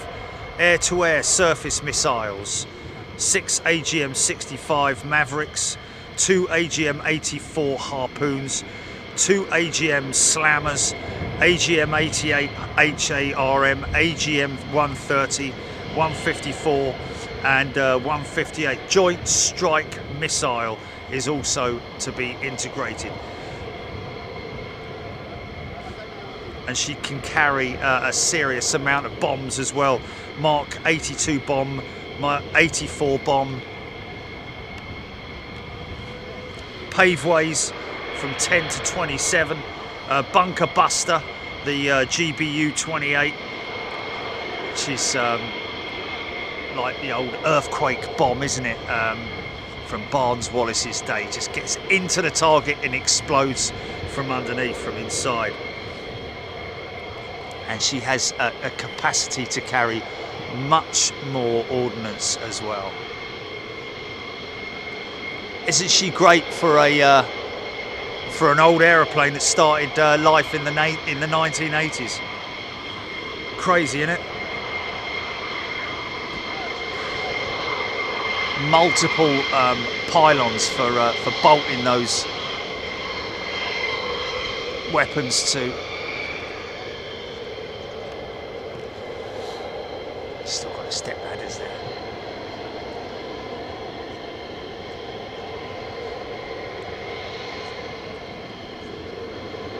I've got to be honest with you. In terms of visual impressions, I like the F-35, don't get me wrong. I think it's a fantastic aircraft. It's very modern, it's very slick. And it's a great aircraft to watch and experience. But these F-15s with their, you know, twin engine makes it just a little bit more engaging in terms of the visual aspect, I think. That's my own personal take on it anyway.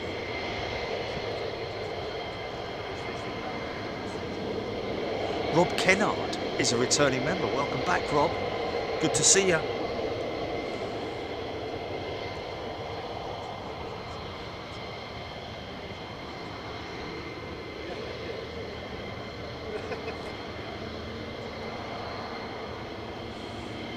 Mike Weaver, I don't think it's live ammunition. I think in some circumstances they will carry live, but most of this stuff is computerized, isn't it? It works on a laser system where, you know, you'll get marked on strikes and so on and so forth. But I think for Donna Nuke, do they not use literally targets? I don't know. Small general purpose. I know they obviously do fire live ammunition, but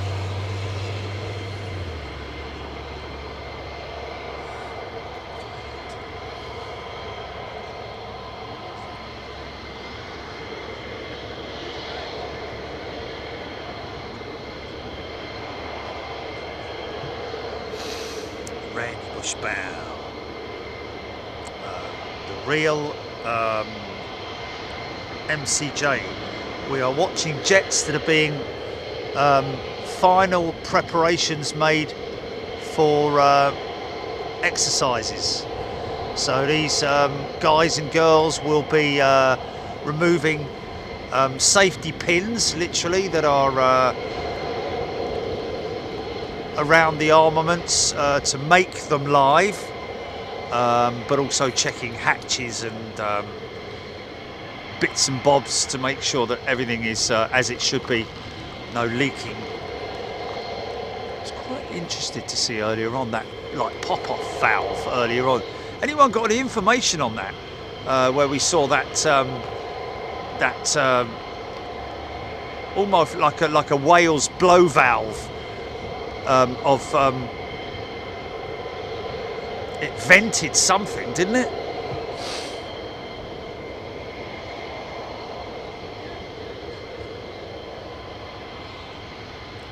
John Payne, most of the time they will use full afterburner, yes.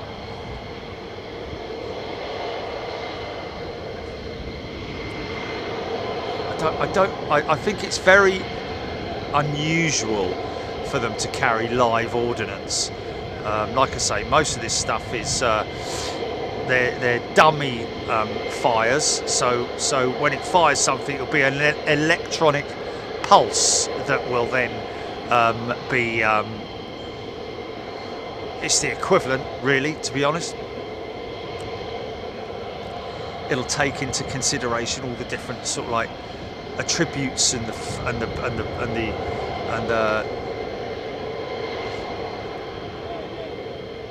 well, I mean, at the end of the day, it's a locking device, isn't it? Once it's locked onto the target and you hit that button, then it's down to the missile whether it works or not, isn't it? They used to have them back in the old days when before they started the laser system. They used to have literally had a coil that went with the missile. I think they still used it on the battlefield in battlefield warfare, not so much air to air, obviously.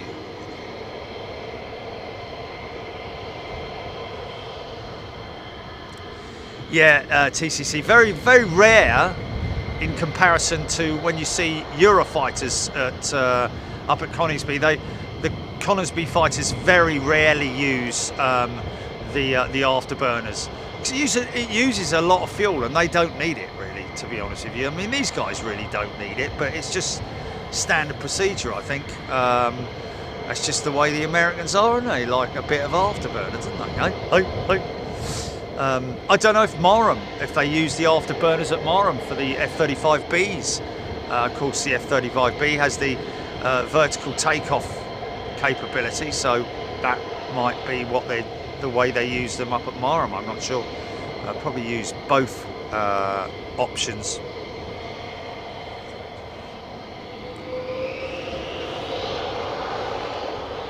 All air conditioned, very comfortable inside that cockpit.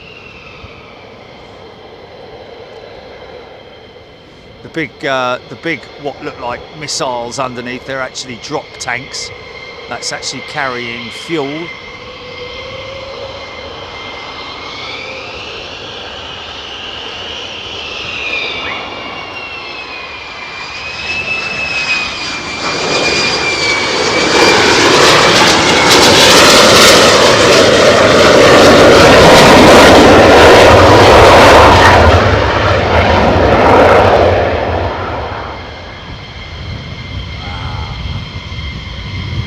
Very stiff undercarriage, isn't it, compared to the F-15. F-15 is very suspended, isn't it?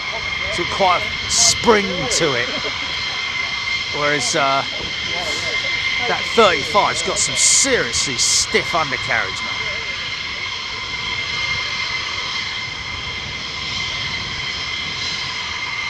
Hold and wait. Another F-35.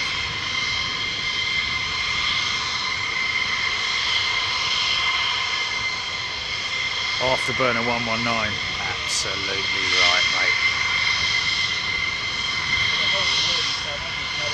Yeah.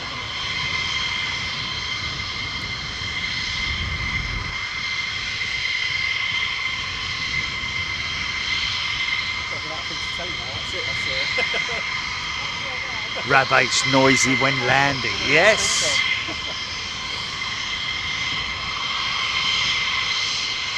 Love that. Yeah, I would as well. I would. Yeah, I think so too.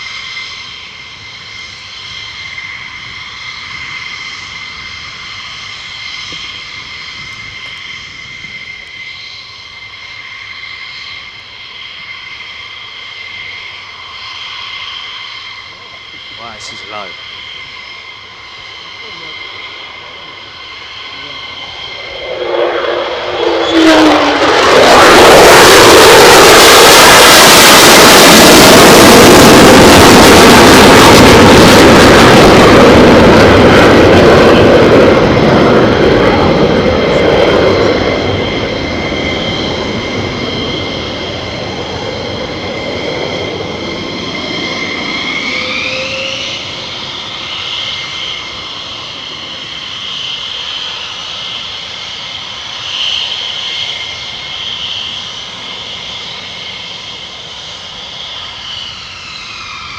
Nice.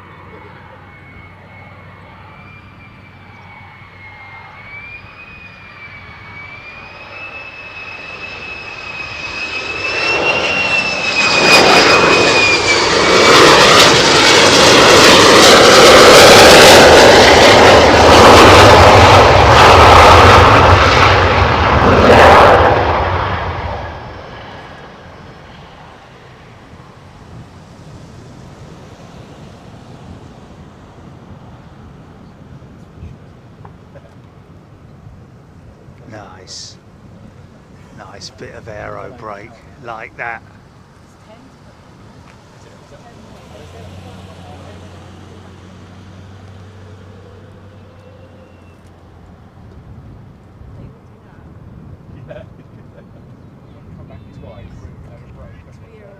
one of them, yeah, one after the other day. I bet they all do that. Nice. That was pretty cool.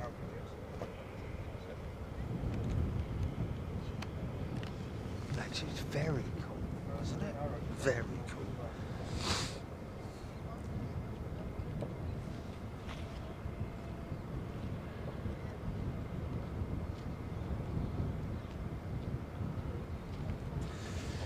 So, just to quickly, folks. Oh no, no, not going to do that. Not going to do that. Well, the sister lives in. If you're a new member, by the way, folks, like I say, even if you are an existing member and you find yourself not able to chat, it's probably because you're not subscribed to the channel. I can't understand anybody who's a member and not subscribed to the channel, but then again, that's down to each prerogative, isn't it? But if you're a member, then I would seriously suggest you become a subscriber to the channel. Always good to have you with us. And if you're not a member, even so, subscribe to the channel, get involved in the chat, and of course I'm reading out all my members' comments that are in green here, so don't worry, members, you're always in good hands.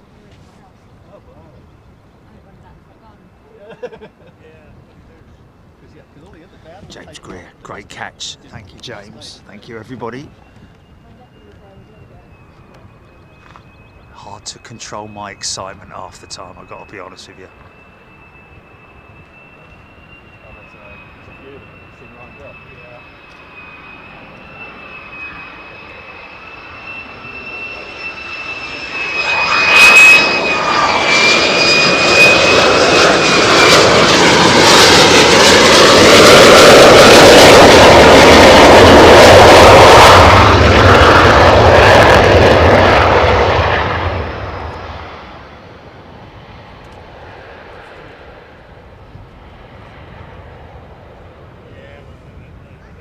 Very odd, isn't it, to see, or to see an aircraft travelling so slowly but making so much noise, if you know what I mean. Can't think what that would be down to, really.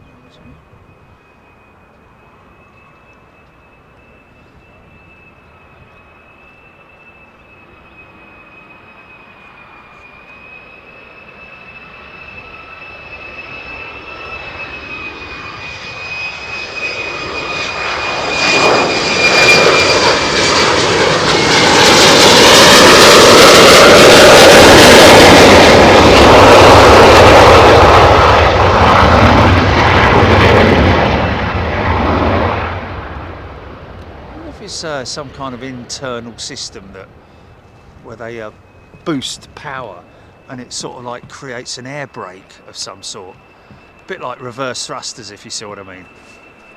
There's a slot that opens up maybe underneath the aircraft. This guy's low.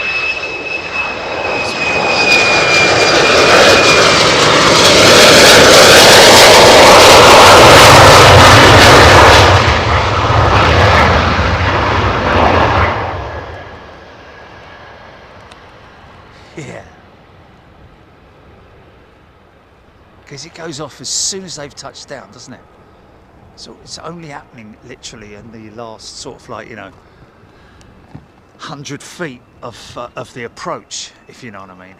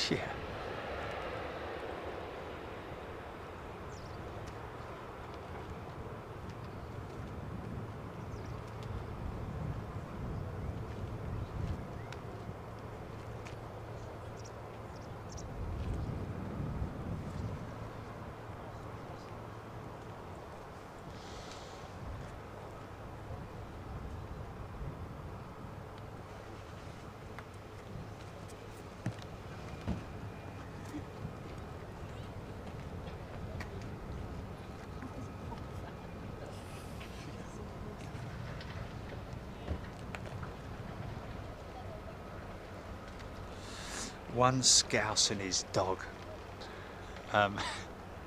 What a great name. I wonder if his dog barks in Scouse. How would that work? Roo?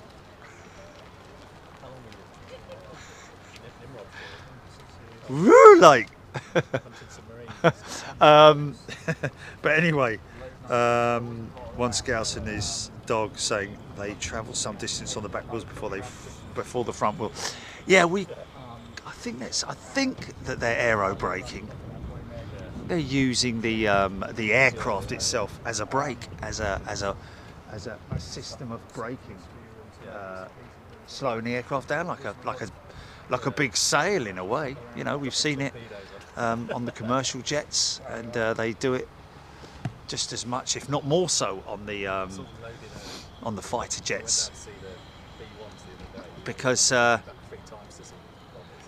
although there's not a tremendous amount of weight there, the brakes are still relatively, you know, flimsy compared to, you know, the systems that they use on the commercial jets. Although, like I said earlier, there was it's quite interesting to see the new retrofit braking system that have been developed for the F-15, which is a single, literally snap-on, snap-off system rather than the bolted wheel system, which is what the current ones are fitted with. So in other words, you have to unbolt the wheel, like a bit like the lugs on your wheel. Whereas it's two commercial aircraft and heavy equipment like tractors and things like that generally have a split rim system where you undo the bolts and the rim splits in two. That then releases the tyre itself.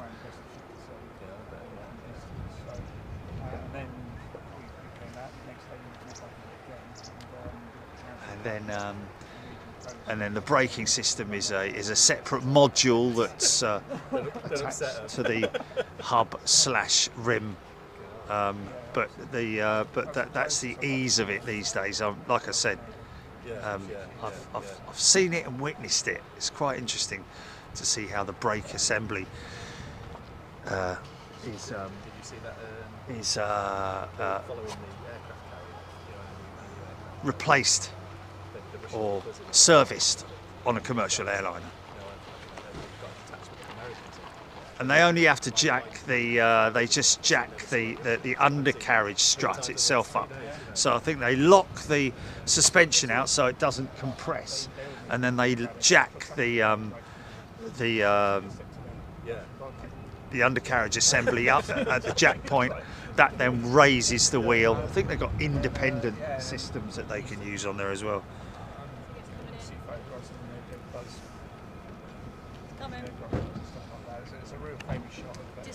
At first, the F-15 pilots didn't like the large air brakes as they couldn't see a MiG behind them. Wow, we're talking old school.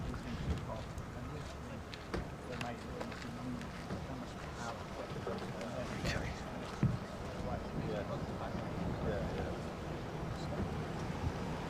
So these 35s weren't out for very long, were they?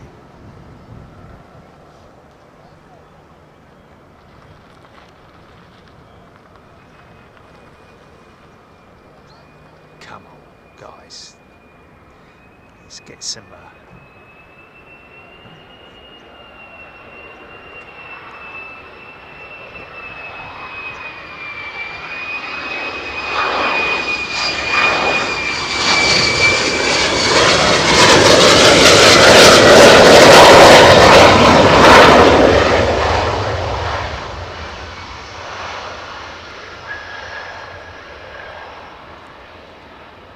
So just manipulating those elevons at the back there, you see.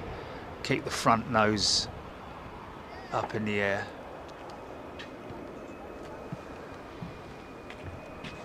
And wheelie it, literally wheelie it.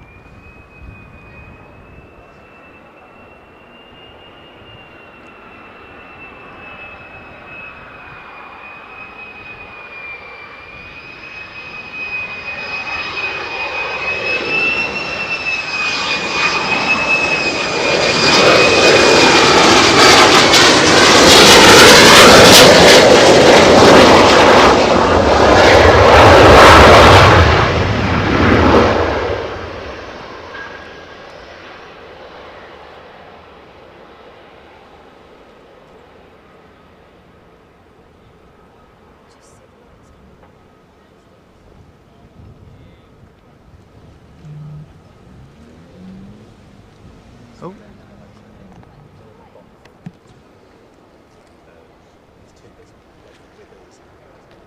They're quite famous.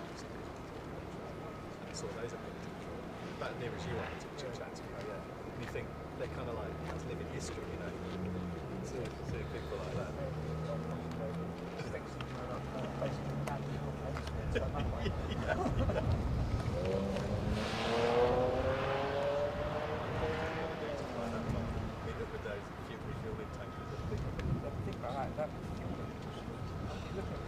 Andy Park is a returning member. Welcome back, Andy. No. Well, folks, radio silence and that's it, 25 to... ships lighting you up to shoot you down because they don't know you're there.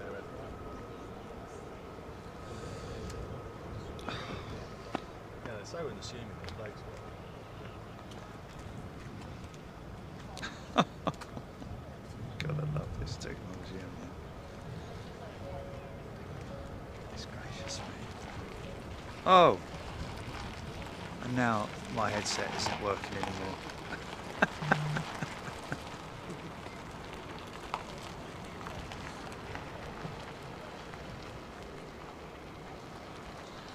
Oh, blimey O'Reilly.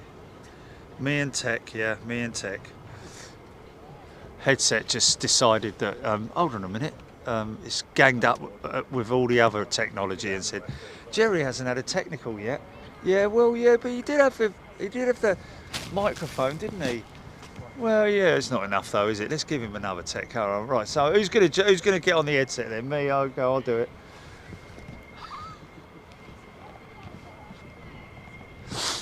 Oh, I tell you.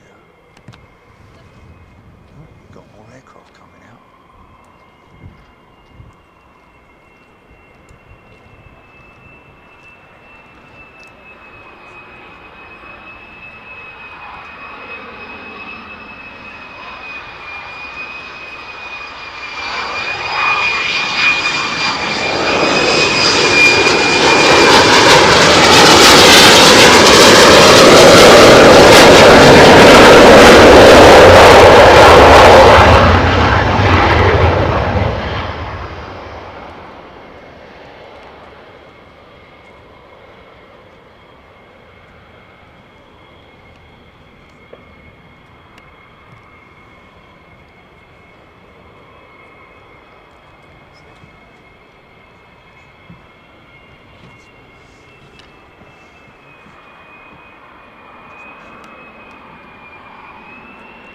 Oh yeah. Is the Alpha Jet coming back? Is it full of holes?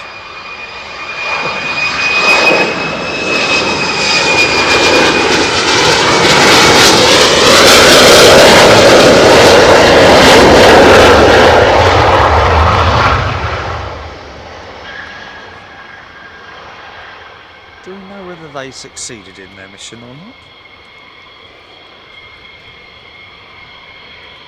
Welcome back, Andy Park. Andy Park is a returning member. Welcome back.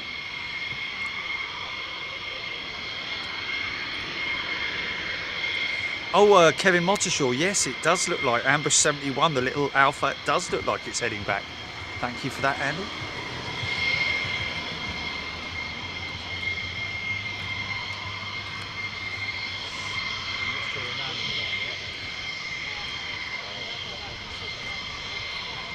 All the best, Paul. Yeah.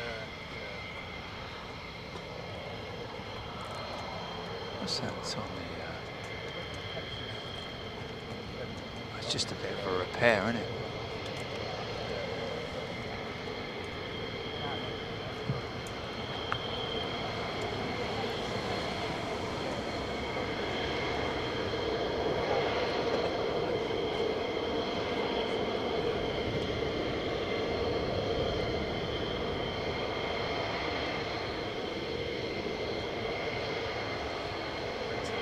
Jordan Shan, just exercises, my friend. But I'm glad that you think it is an air show, because that kind of like serves a purpose then, doesn't it?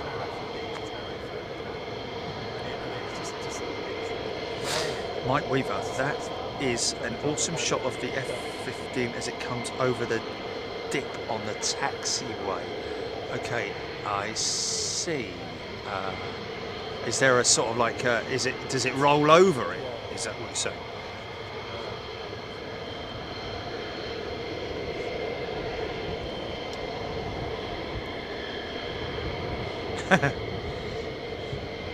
Just showing off now, Adam the Great, aren't you? Ken Hudson, Alpha Jet, nearly back, currently descending through 2,000. It's such a little plane, I won't see it for until it's about 500 feet away from me.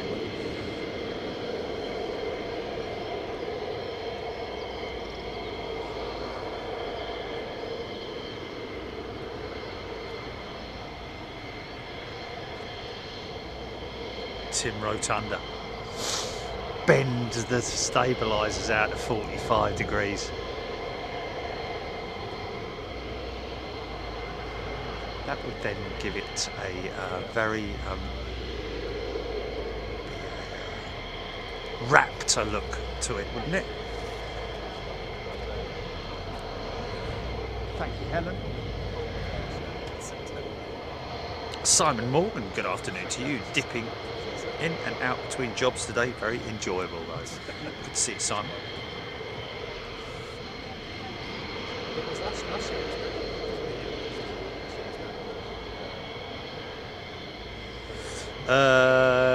Klein F, the flight tracker for that little Alpha Jet is wild. So he definitely did avoid being intercepted.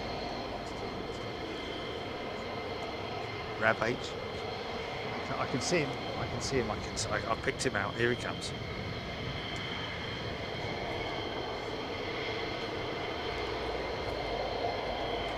TCC's done about 20 minutes worth of work today. No, sure.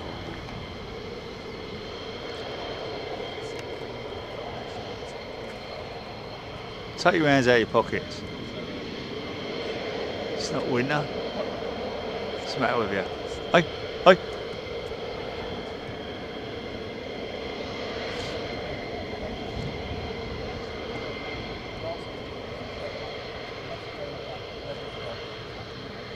Yeah, I got it. Look at the little plane.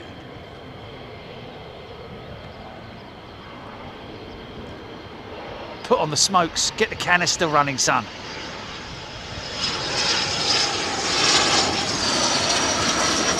The Victor.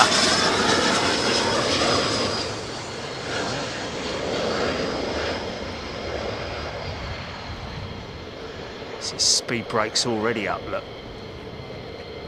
Big whiskers coming out the back of it.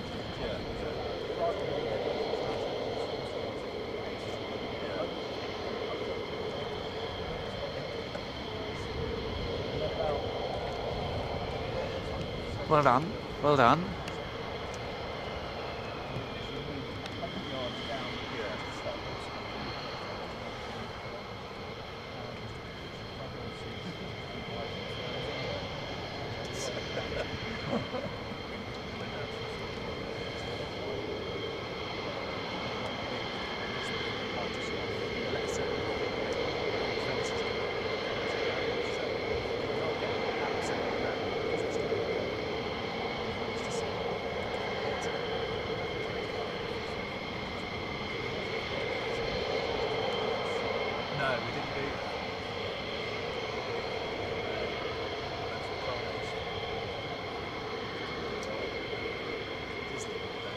Yes, Alex.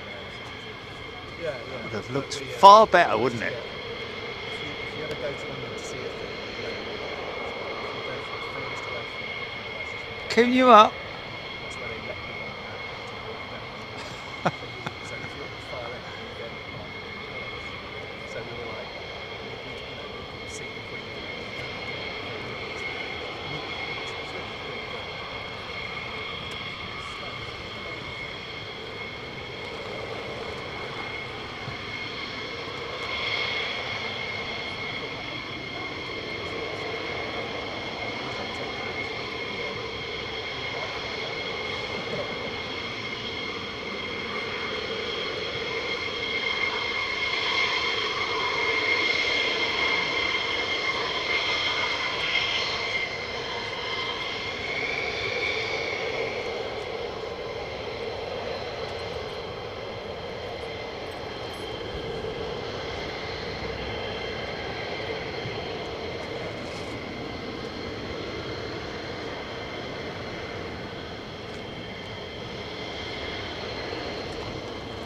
You petty, petty, petite.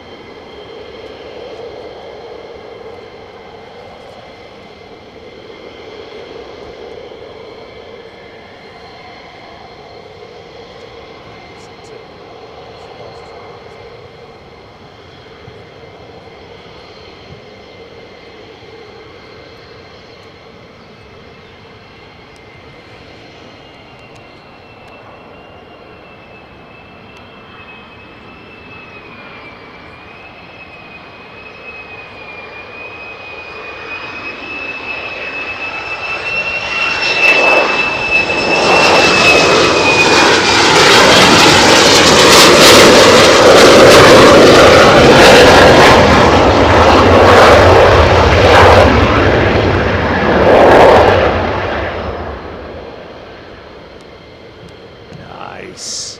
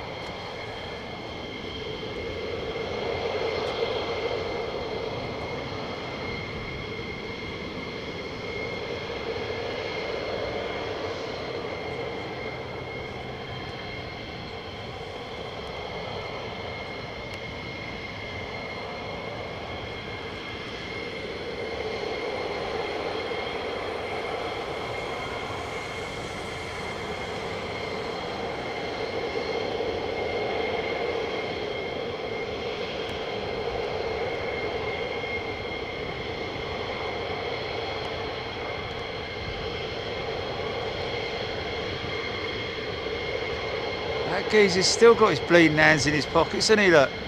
Come on, son.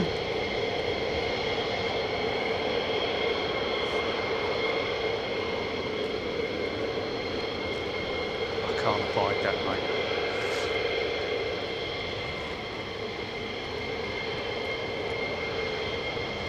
It just shows no enthusiasm whatsoever, does it? When someone's standing there with their hands in their pockets. Clip round the ear for that lad.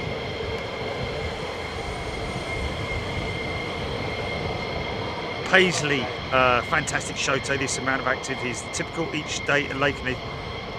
I am getting an urge to visit.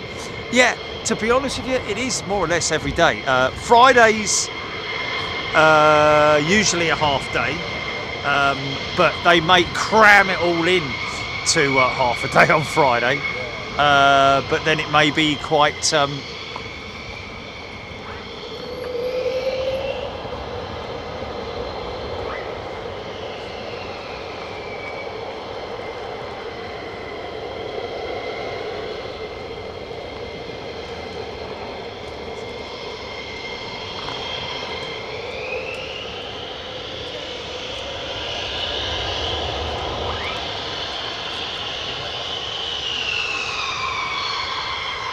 you got it.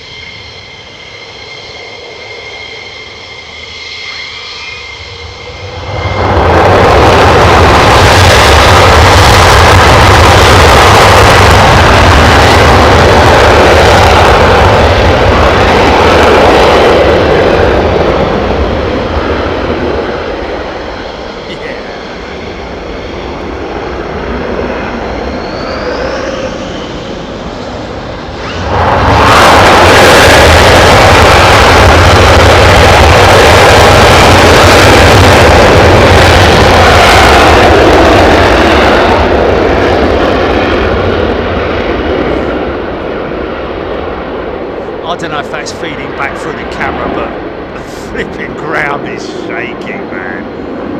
From the shock waves from those engines is just phenomenal, man.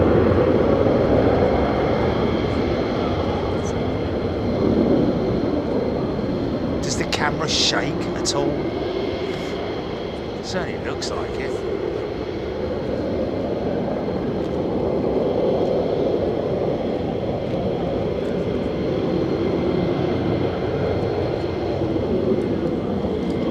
Someone with some very nice perfume on. Sounds like it smells like my old granny.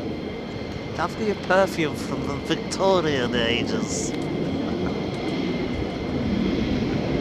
Gladioli or something, I don't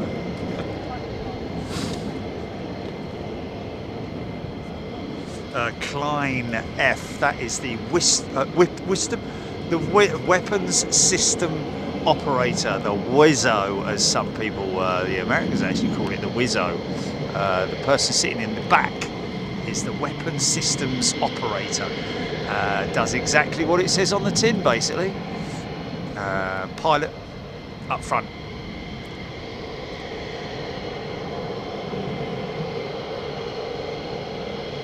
He's still got his blue nose in front. I know he's carrying the steps this time, isn't he, I think? He's got that. But he's not happy with the fact he's got to drag those things across there, is he? They're not light either. So that shows that they're the last, these are the last jets to go out, I think. The fact that they're taking all their equipment back. Come on, son, you put your hands back in your pockets when you get back to the building.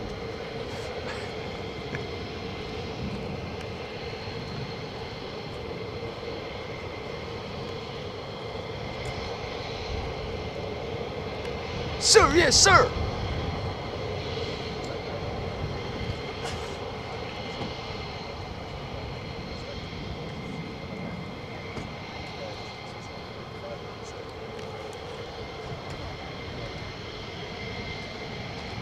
I swear by Almighty God.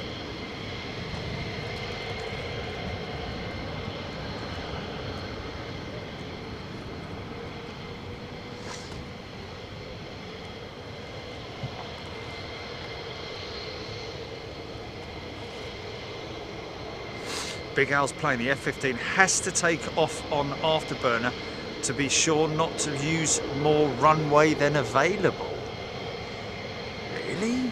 Blimey. You're telling me that if it didn't use Afterburner, it could potentially run out of runway. Is it a very short runway here then at Lakenheath? I don't understand that. Surely the engines are powerful enough to get that thing in the air without Afterburner, are they not? Or is it just maybe it's just the way the F-15 is the standard procedure, standard operating procedure.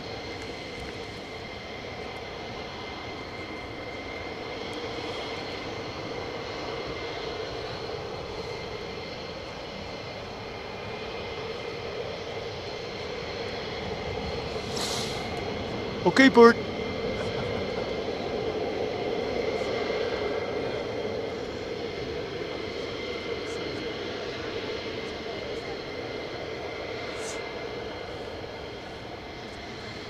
This is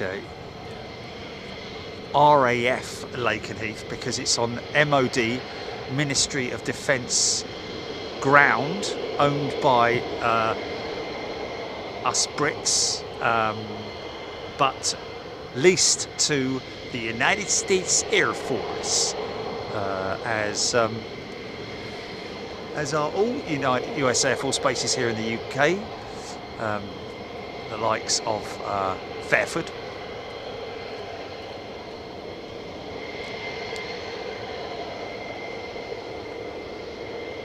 TCC 9,000 feet. This runway.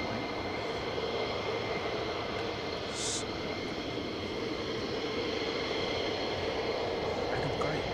Yes, it is short. Okay.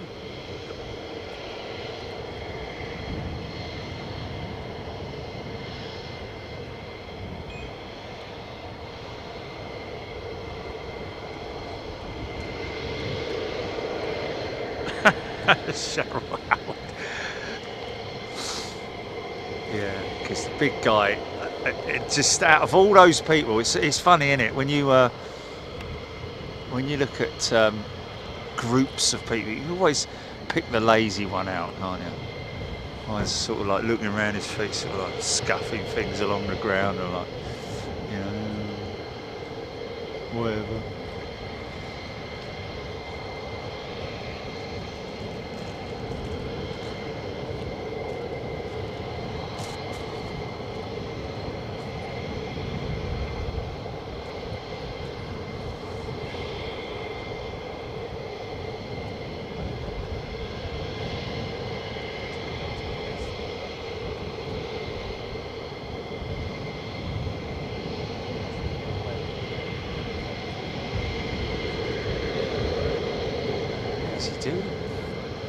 Oh. He just wants to play on things all day long, doesn't he?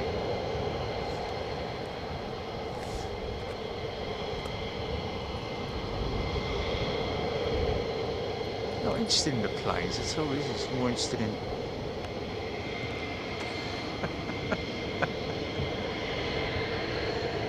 Stop messing around!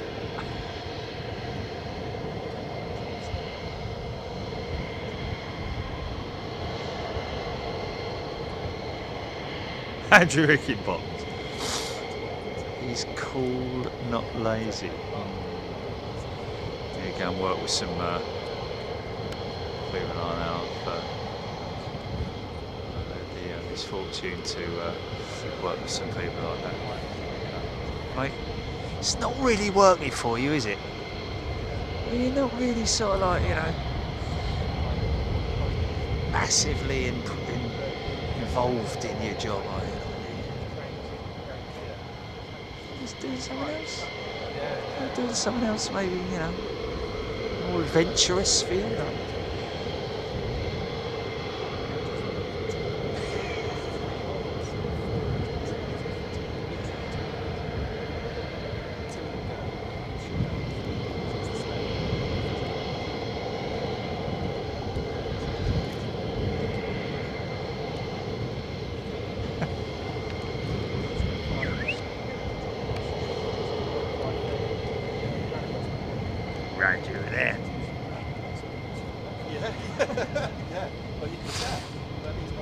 Sir James, maybe it's the only set of ladders in the European theatre.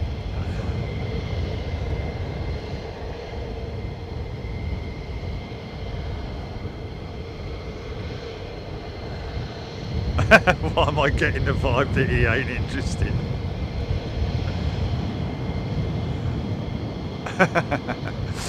Max bank angle, yes. They do sometimes just have to wait for whatever the slot, for whatever reason, airspace to clear. Yeah.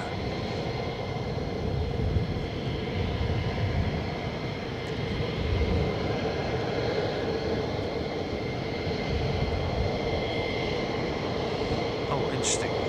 Dan saying, I think there's a standard procedure kind of thing that says if a non-afterburner takeoff would use more than half the runway, then use the burners. Oh, okay, fair enough.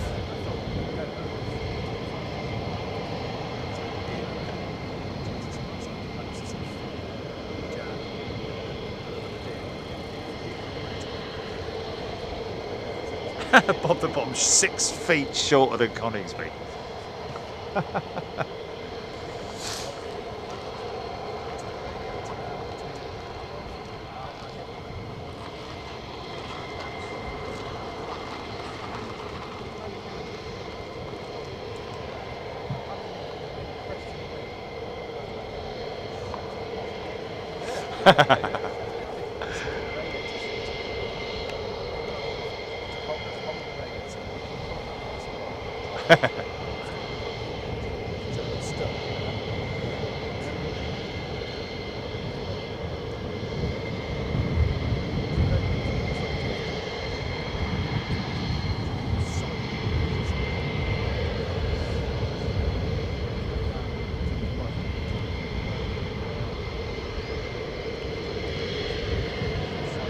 It's all banter, of course. It's all banter. I'm sure he's a very capable young man and loves his job, very enthusiastic about it. Can't wait to get out of bed in the morning to come running out here and putting his hands in his pockets.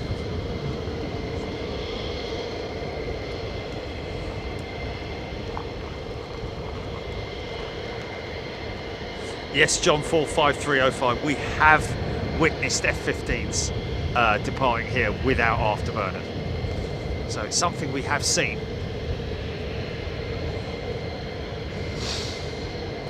It's more typical as well when they're not carrying the drop tanks, like what this geezer is not doing right now.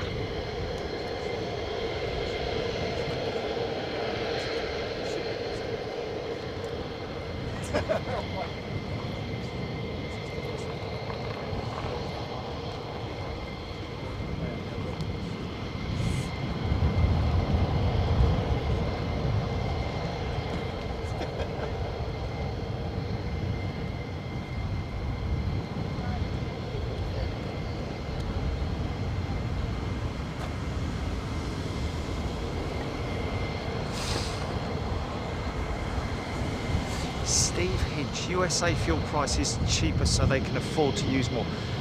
A fair comment, however, they'll be using UK, they'll be using fuel that's from a UK source. I wouldn't imagine that it would, the US will buy, will hedge fuel, as most airlines do.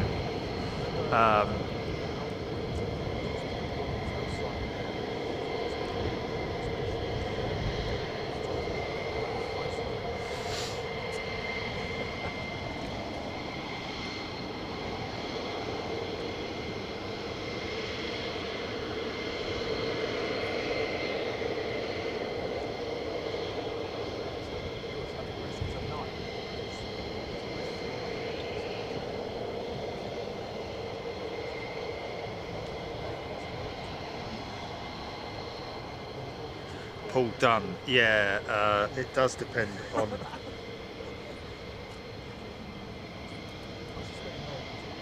It does depend on payload and overall weight of aircraft, whether they'll use the afterburners. But I'd say 99% of the time, really, that they use afterburners. They've used them all day today, haven't they? So.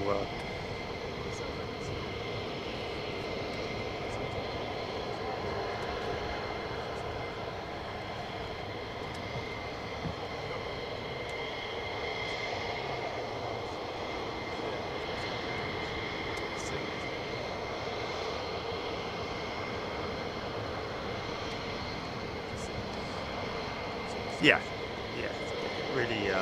I think it is. I think it is more or less standard procedure that they do afterburner takeoff.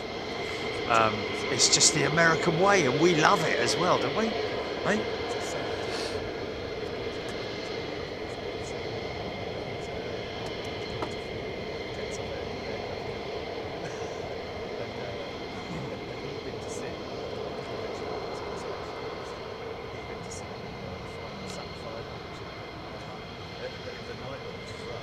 Real MCJ, abandoned UK. What does my chat keep?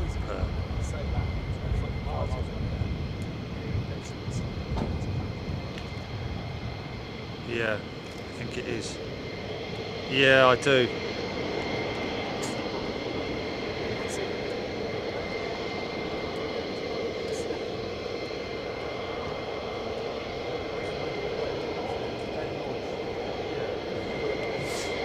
Come on, people. We're all adults here. We're having a bit of a laugh and a joke, having a bit of banter. Nothing negative about it whatsoever. Come on. We're not like all them other mob in the social media circus. So don't take it to heart. Take it lightly with a bit of banter. That's what it's all about.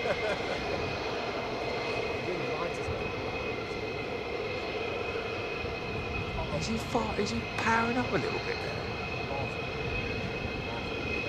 Did anyone answer me earlier on about that vent that we saw earlier on?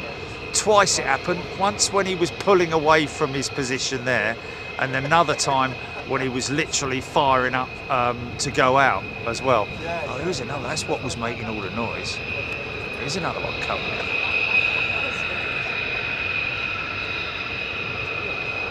Imagine that F-15 with one tail fin. What, an F-16? Mind you, F-16 is single engine, isn't it?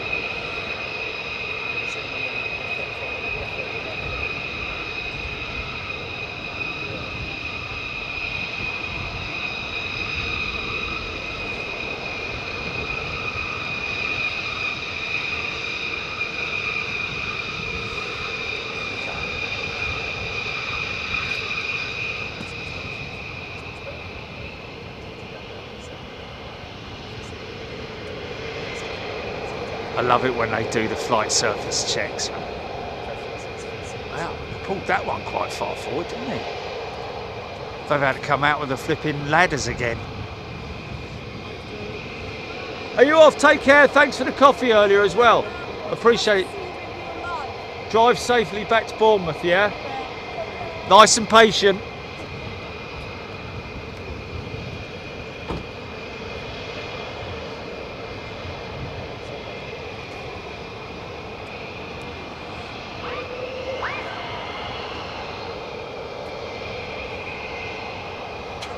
Yeah, on a serious note, anyone who serves in the armed forces, regardless of what they do, you know, they're doing a good job.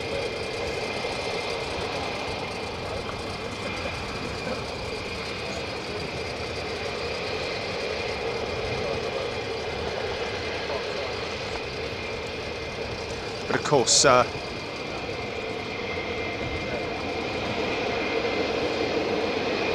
most importantly, the pilots, the crews on the ships as well. You think of, you know, the crews on the ships have a very rigorous program.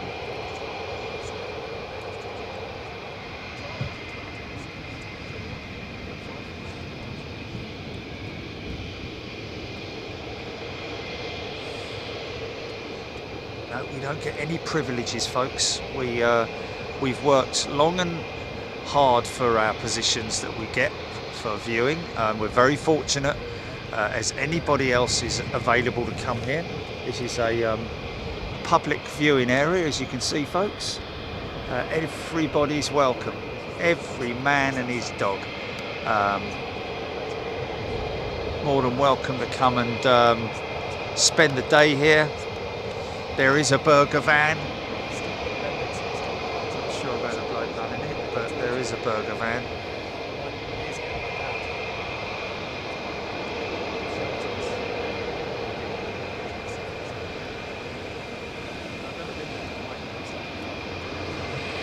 Abandoned UK, yeah, it's good stuff really, all throughout the day really. It's been quite sporadic. First out with the F-15s this morning. Then quite a long break before the F-35s came out. Then another big batch of F-15s, and then, well, I'm 100% sure. Here comes, what's his name? The geezer on the motorcycle in Maverick. Although I don't think he quite looks like Maverick. First of all, he's got a helmet on, which doesn't work really, does it? And secondly, he's going far too slow because he needs to adhere to the procedures of the airfield. Should we give him a wave? Sir, yes, sir. That's quite a cool bike, actually. Still sitting that way. Simon Toon. Welcome back, Simon, first class member.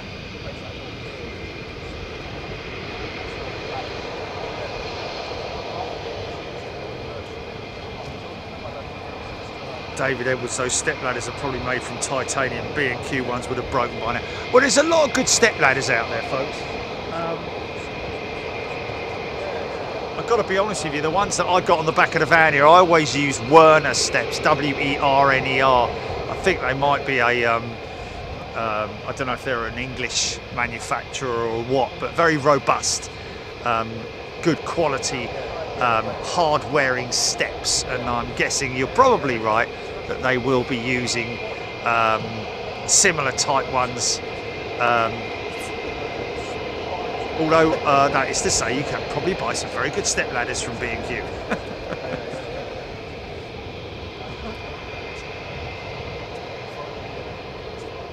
Steve McQueen.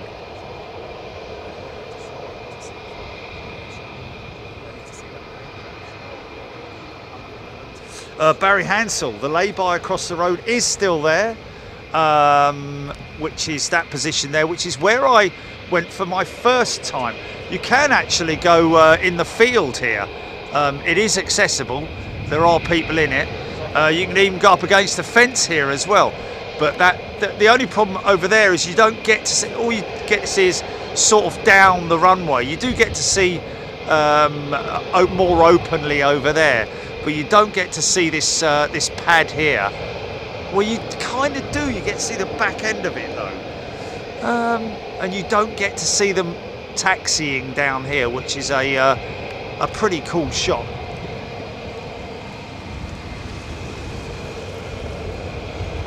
Far too tall for Tom.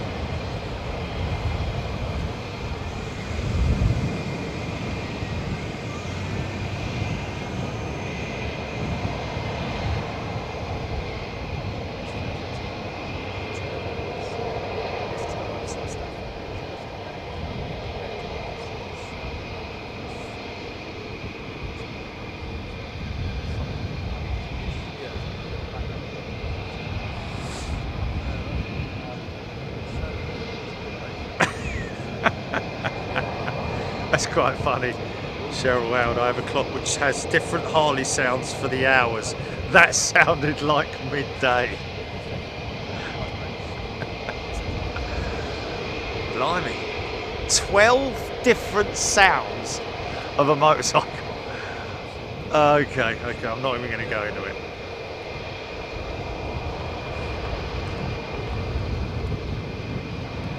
DC 9 gear down, still great to see F-15s.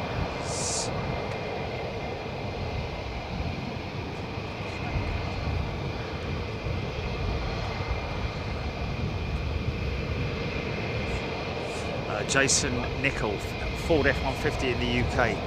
You can import them, I believe, the F-150s. Oh, okay, Eagle Atlanta, Werner corporate headquarters are in Illinois. There you go, so my steps are American steps. I'm very proud of them, I am. Thank you.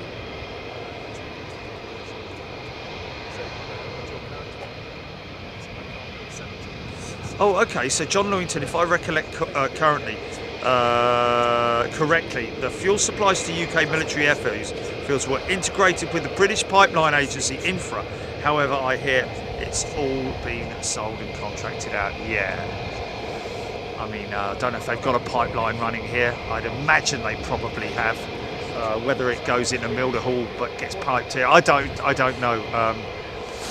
It is crazy when you look at the infrastructure of underground pipelines and stuff like that.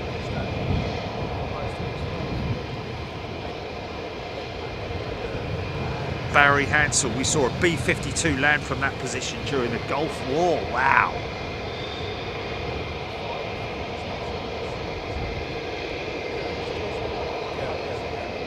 San Sharma, I get this is a USA base, but why the US vehicles I can see driving around?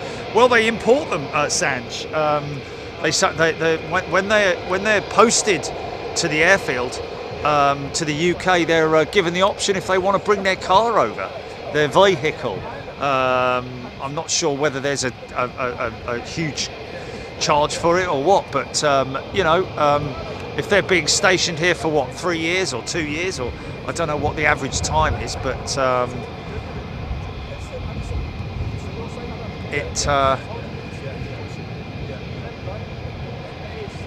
that's why we see some of the transporters coming in here. The C5 comes in here, and they do bring in, as we know. Here we go.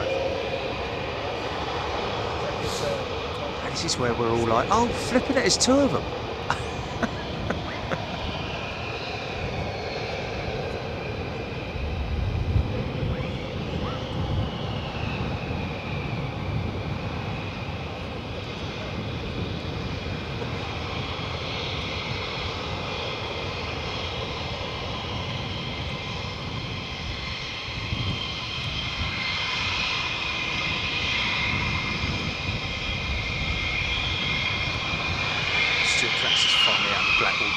Oh, yeah.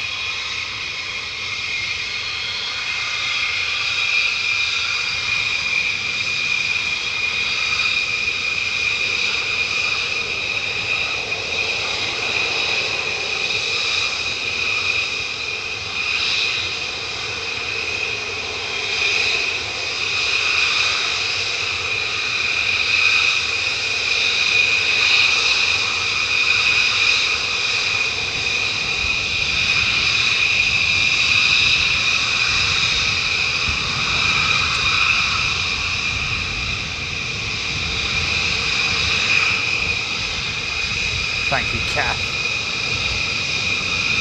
Gifting a membership, Kath B.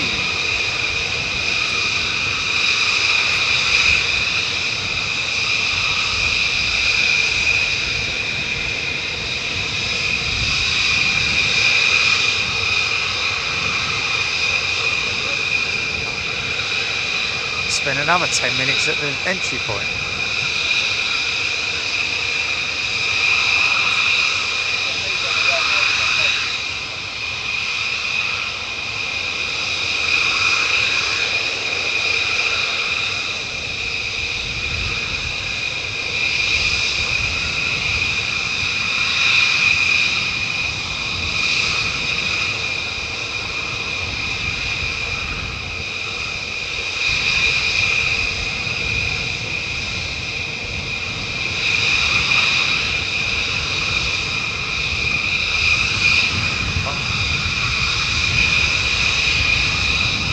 Alan Burden, thank you. Maybe something to do with the air conditioning, that vent that we saw.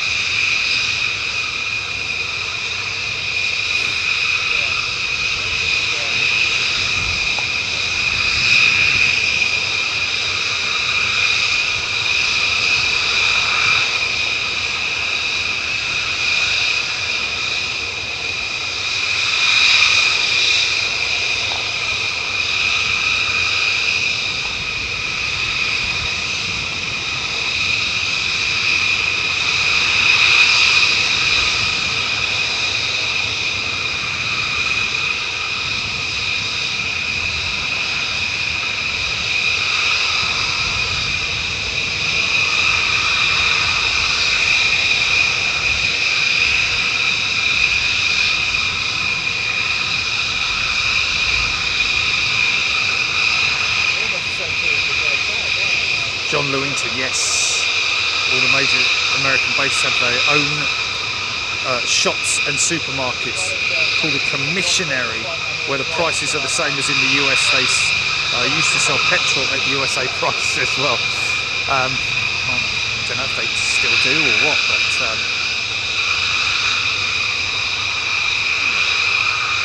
yeah, all that sort of stuff brought in by the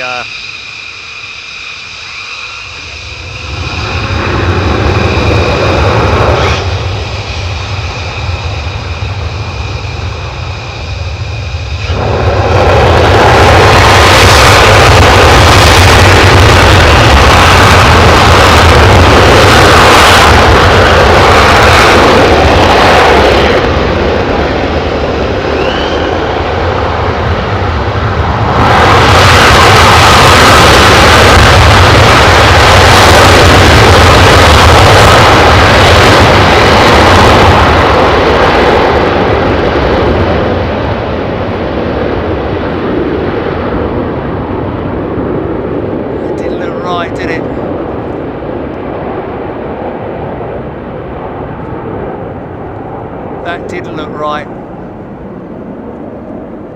That burner up, that starboard engine, that didn't look very healthy, did it?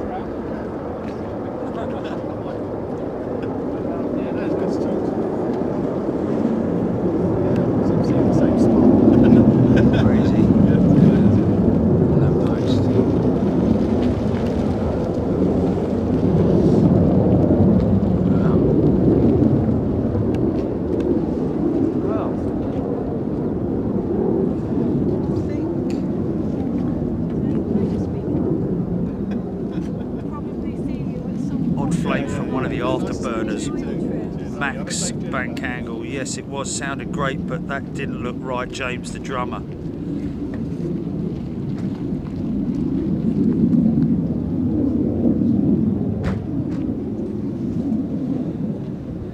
Jennifer, it needs to come back. Yeah, it didn't look right, did it? Tony Duty, one engine flaming.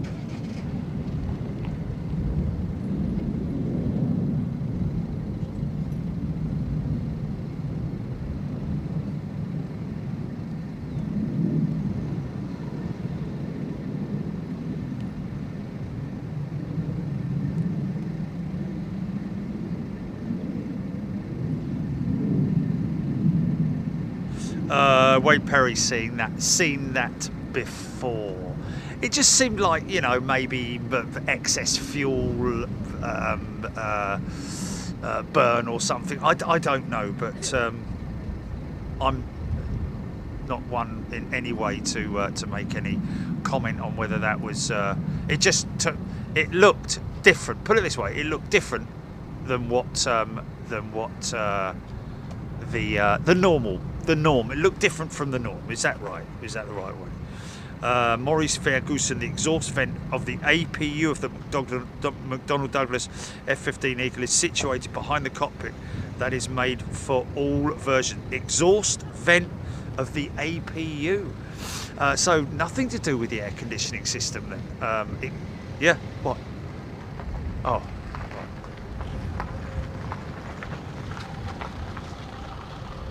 No,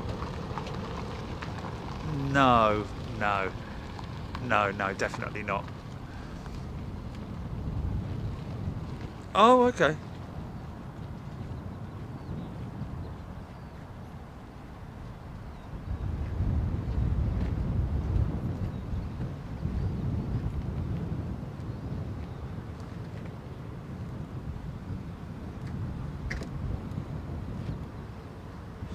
K-Ben 21, would the pilot be aware of what's happening, or would he rely on ground crew ATC to advise? Well, K-Ben, yes, I would imagine that the ground crew wouldn't. I think they've already wandered off. I think they're already actually going back to their cars now. So the ATC will probably there'll be somebody monitoring it in the tower to make sure everything's right. And yeah, I mean, maybe the ATC radio back to the guy to say, just an FYI, your right-hand engine seems a bit flamey compared to the other one. It was like a weak flame coming out of it in a funny sort of way, wasn't it? It was a directional flame as well.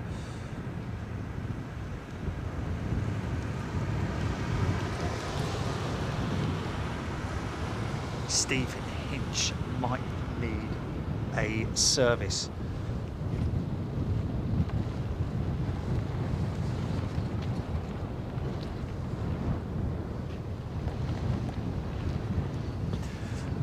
Okay, folks. Well, I think that's where we're going to call it. There's only a couple gone out, haven't they? So we've seen enough of arrivals. Hope you've enjoyed the day. Thank you very much indeed for your company and for your time and your effort and all your comments, folks. Really appreciate it. It's great to get everybody involved. It just wouldn't, like I say, it just would not be the same if it wasn't for you guys getting involved, and you know, it just works so perfectly. So thank you very much for that. Abandoned UK. How old are those F-15s? 1980s. That storm, that rain is coming this way, and I can feel it. It's starting to hit me. So I think that's what we'll do. You might get a call from. Okay.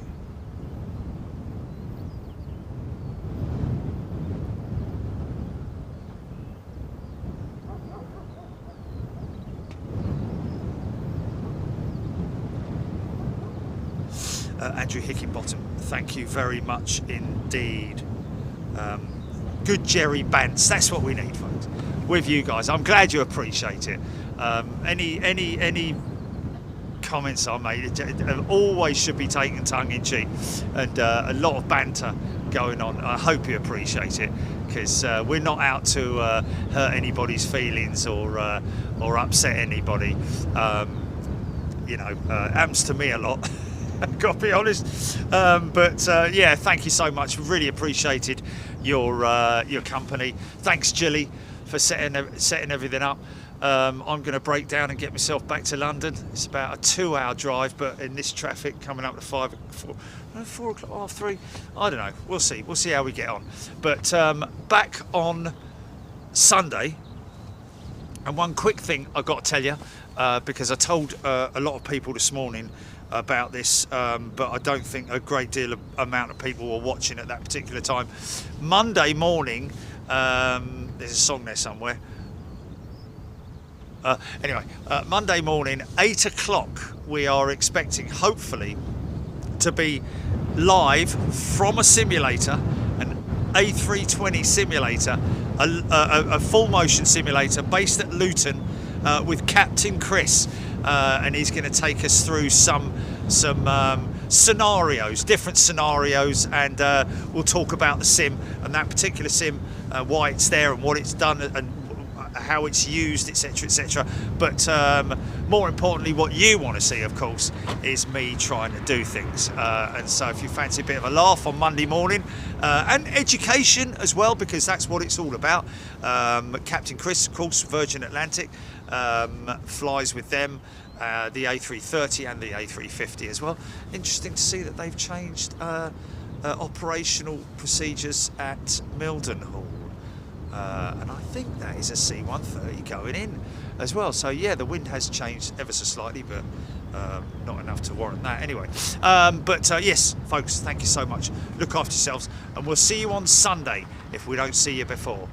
It is right, isn't it, Jelly? Yeah, it is Sunday, yeah. Take it easy. See ya. Bye.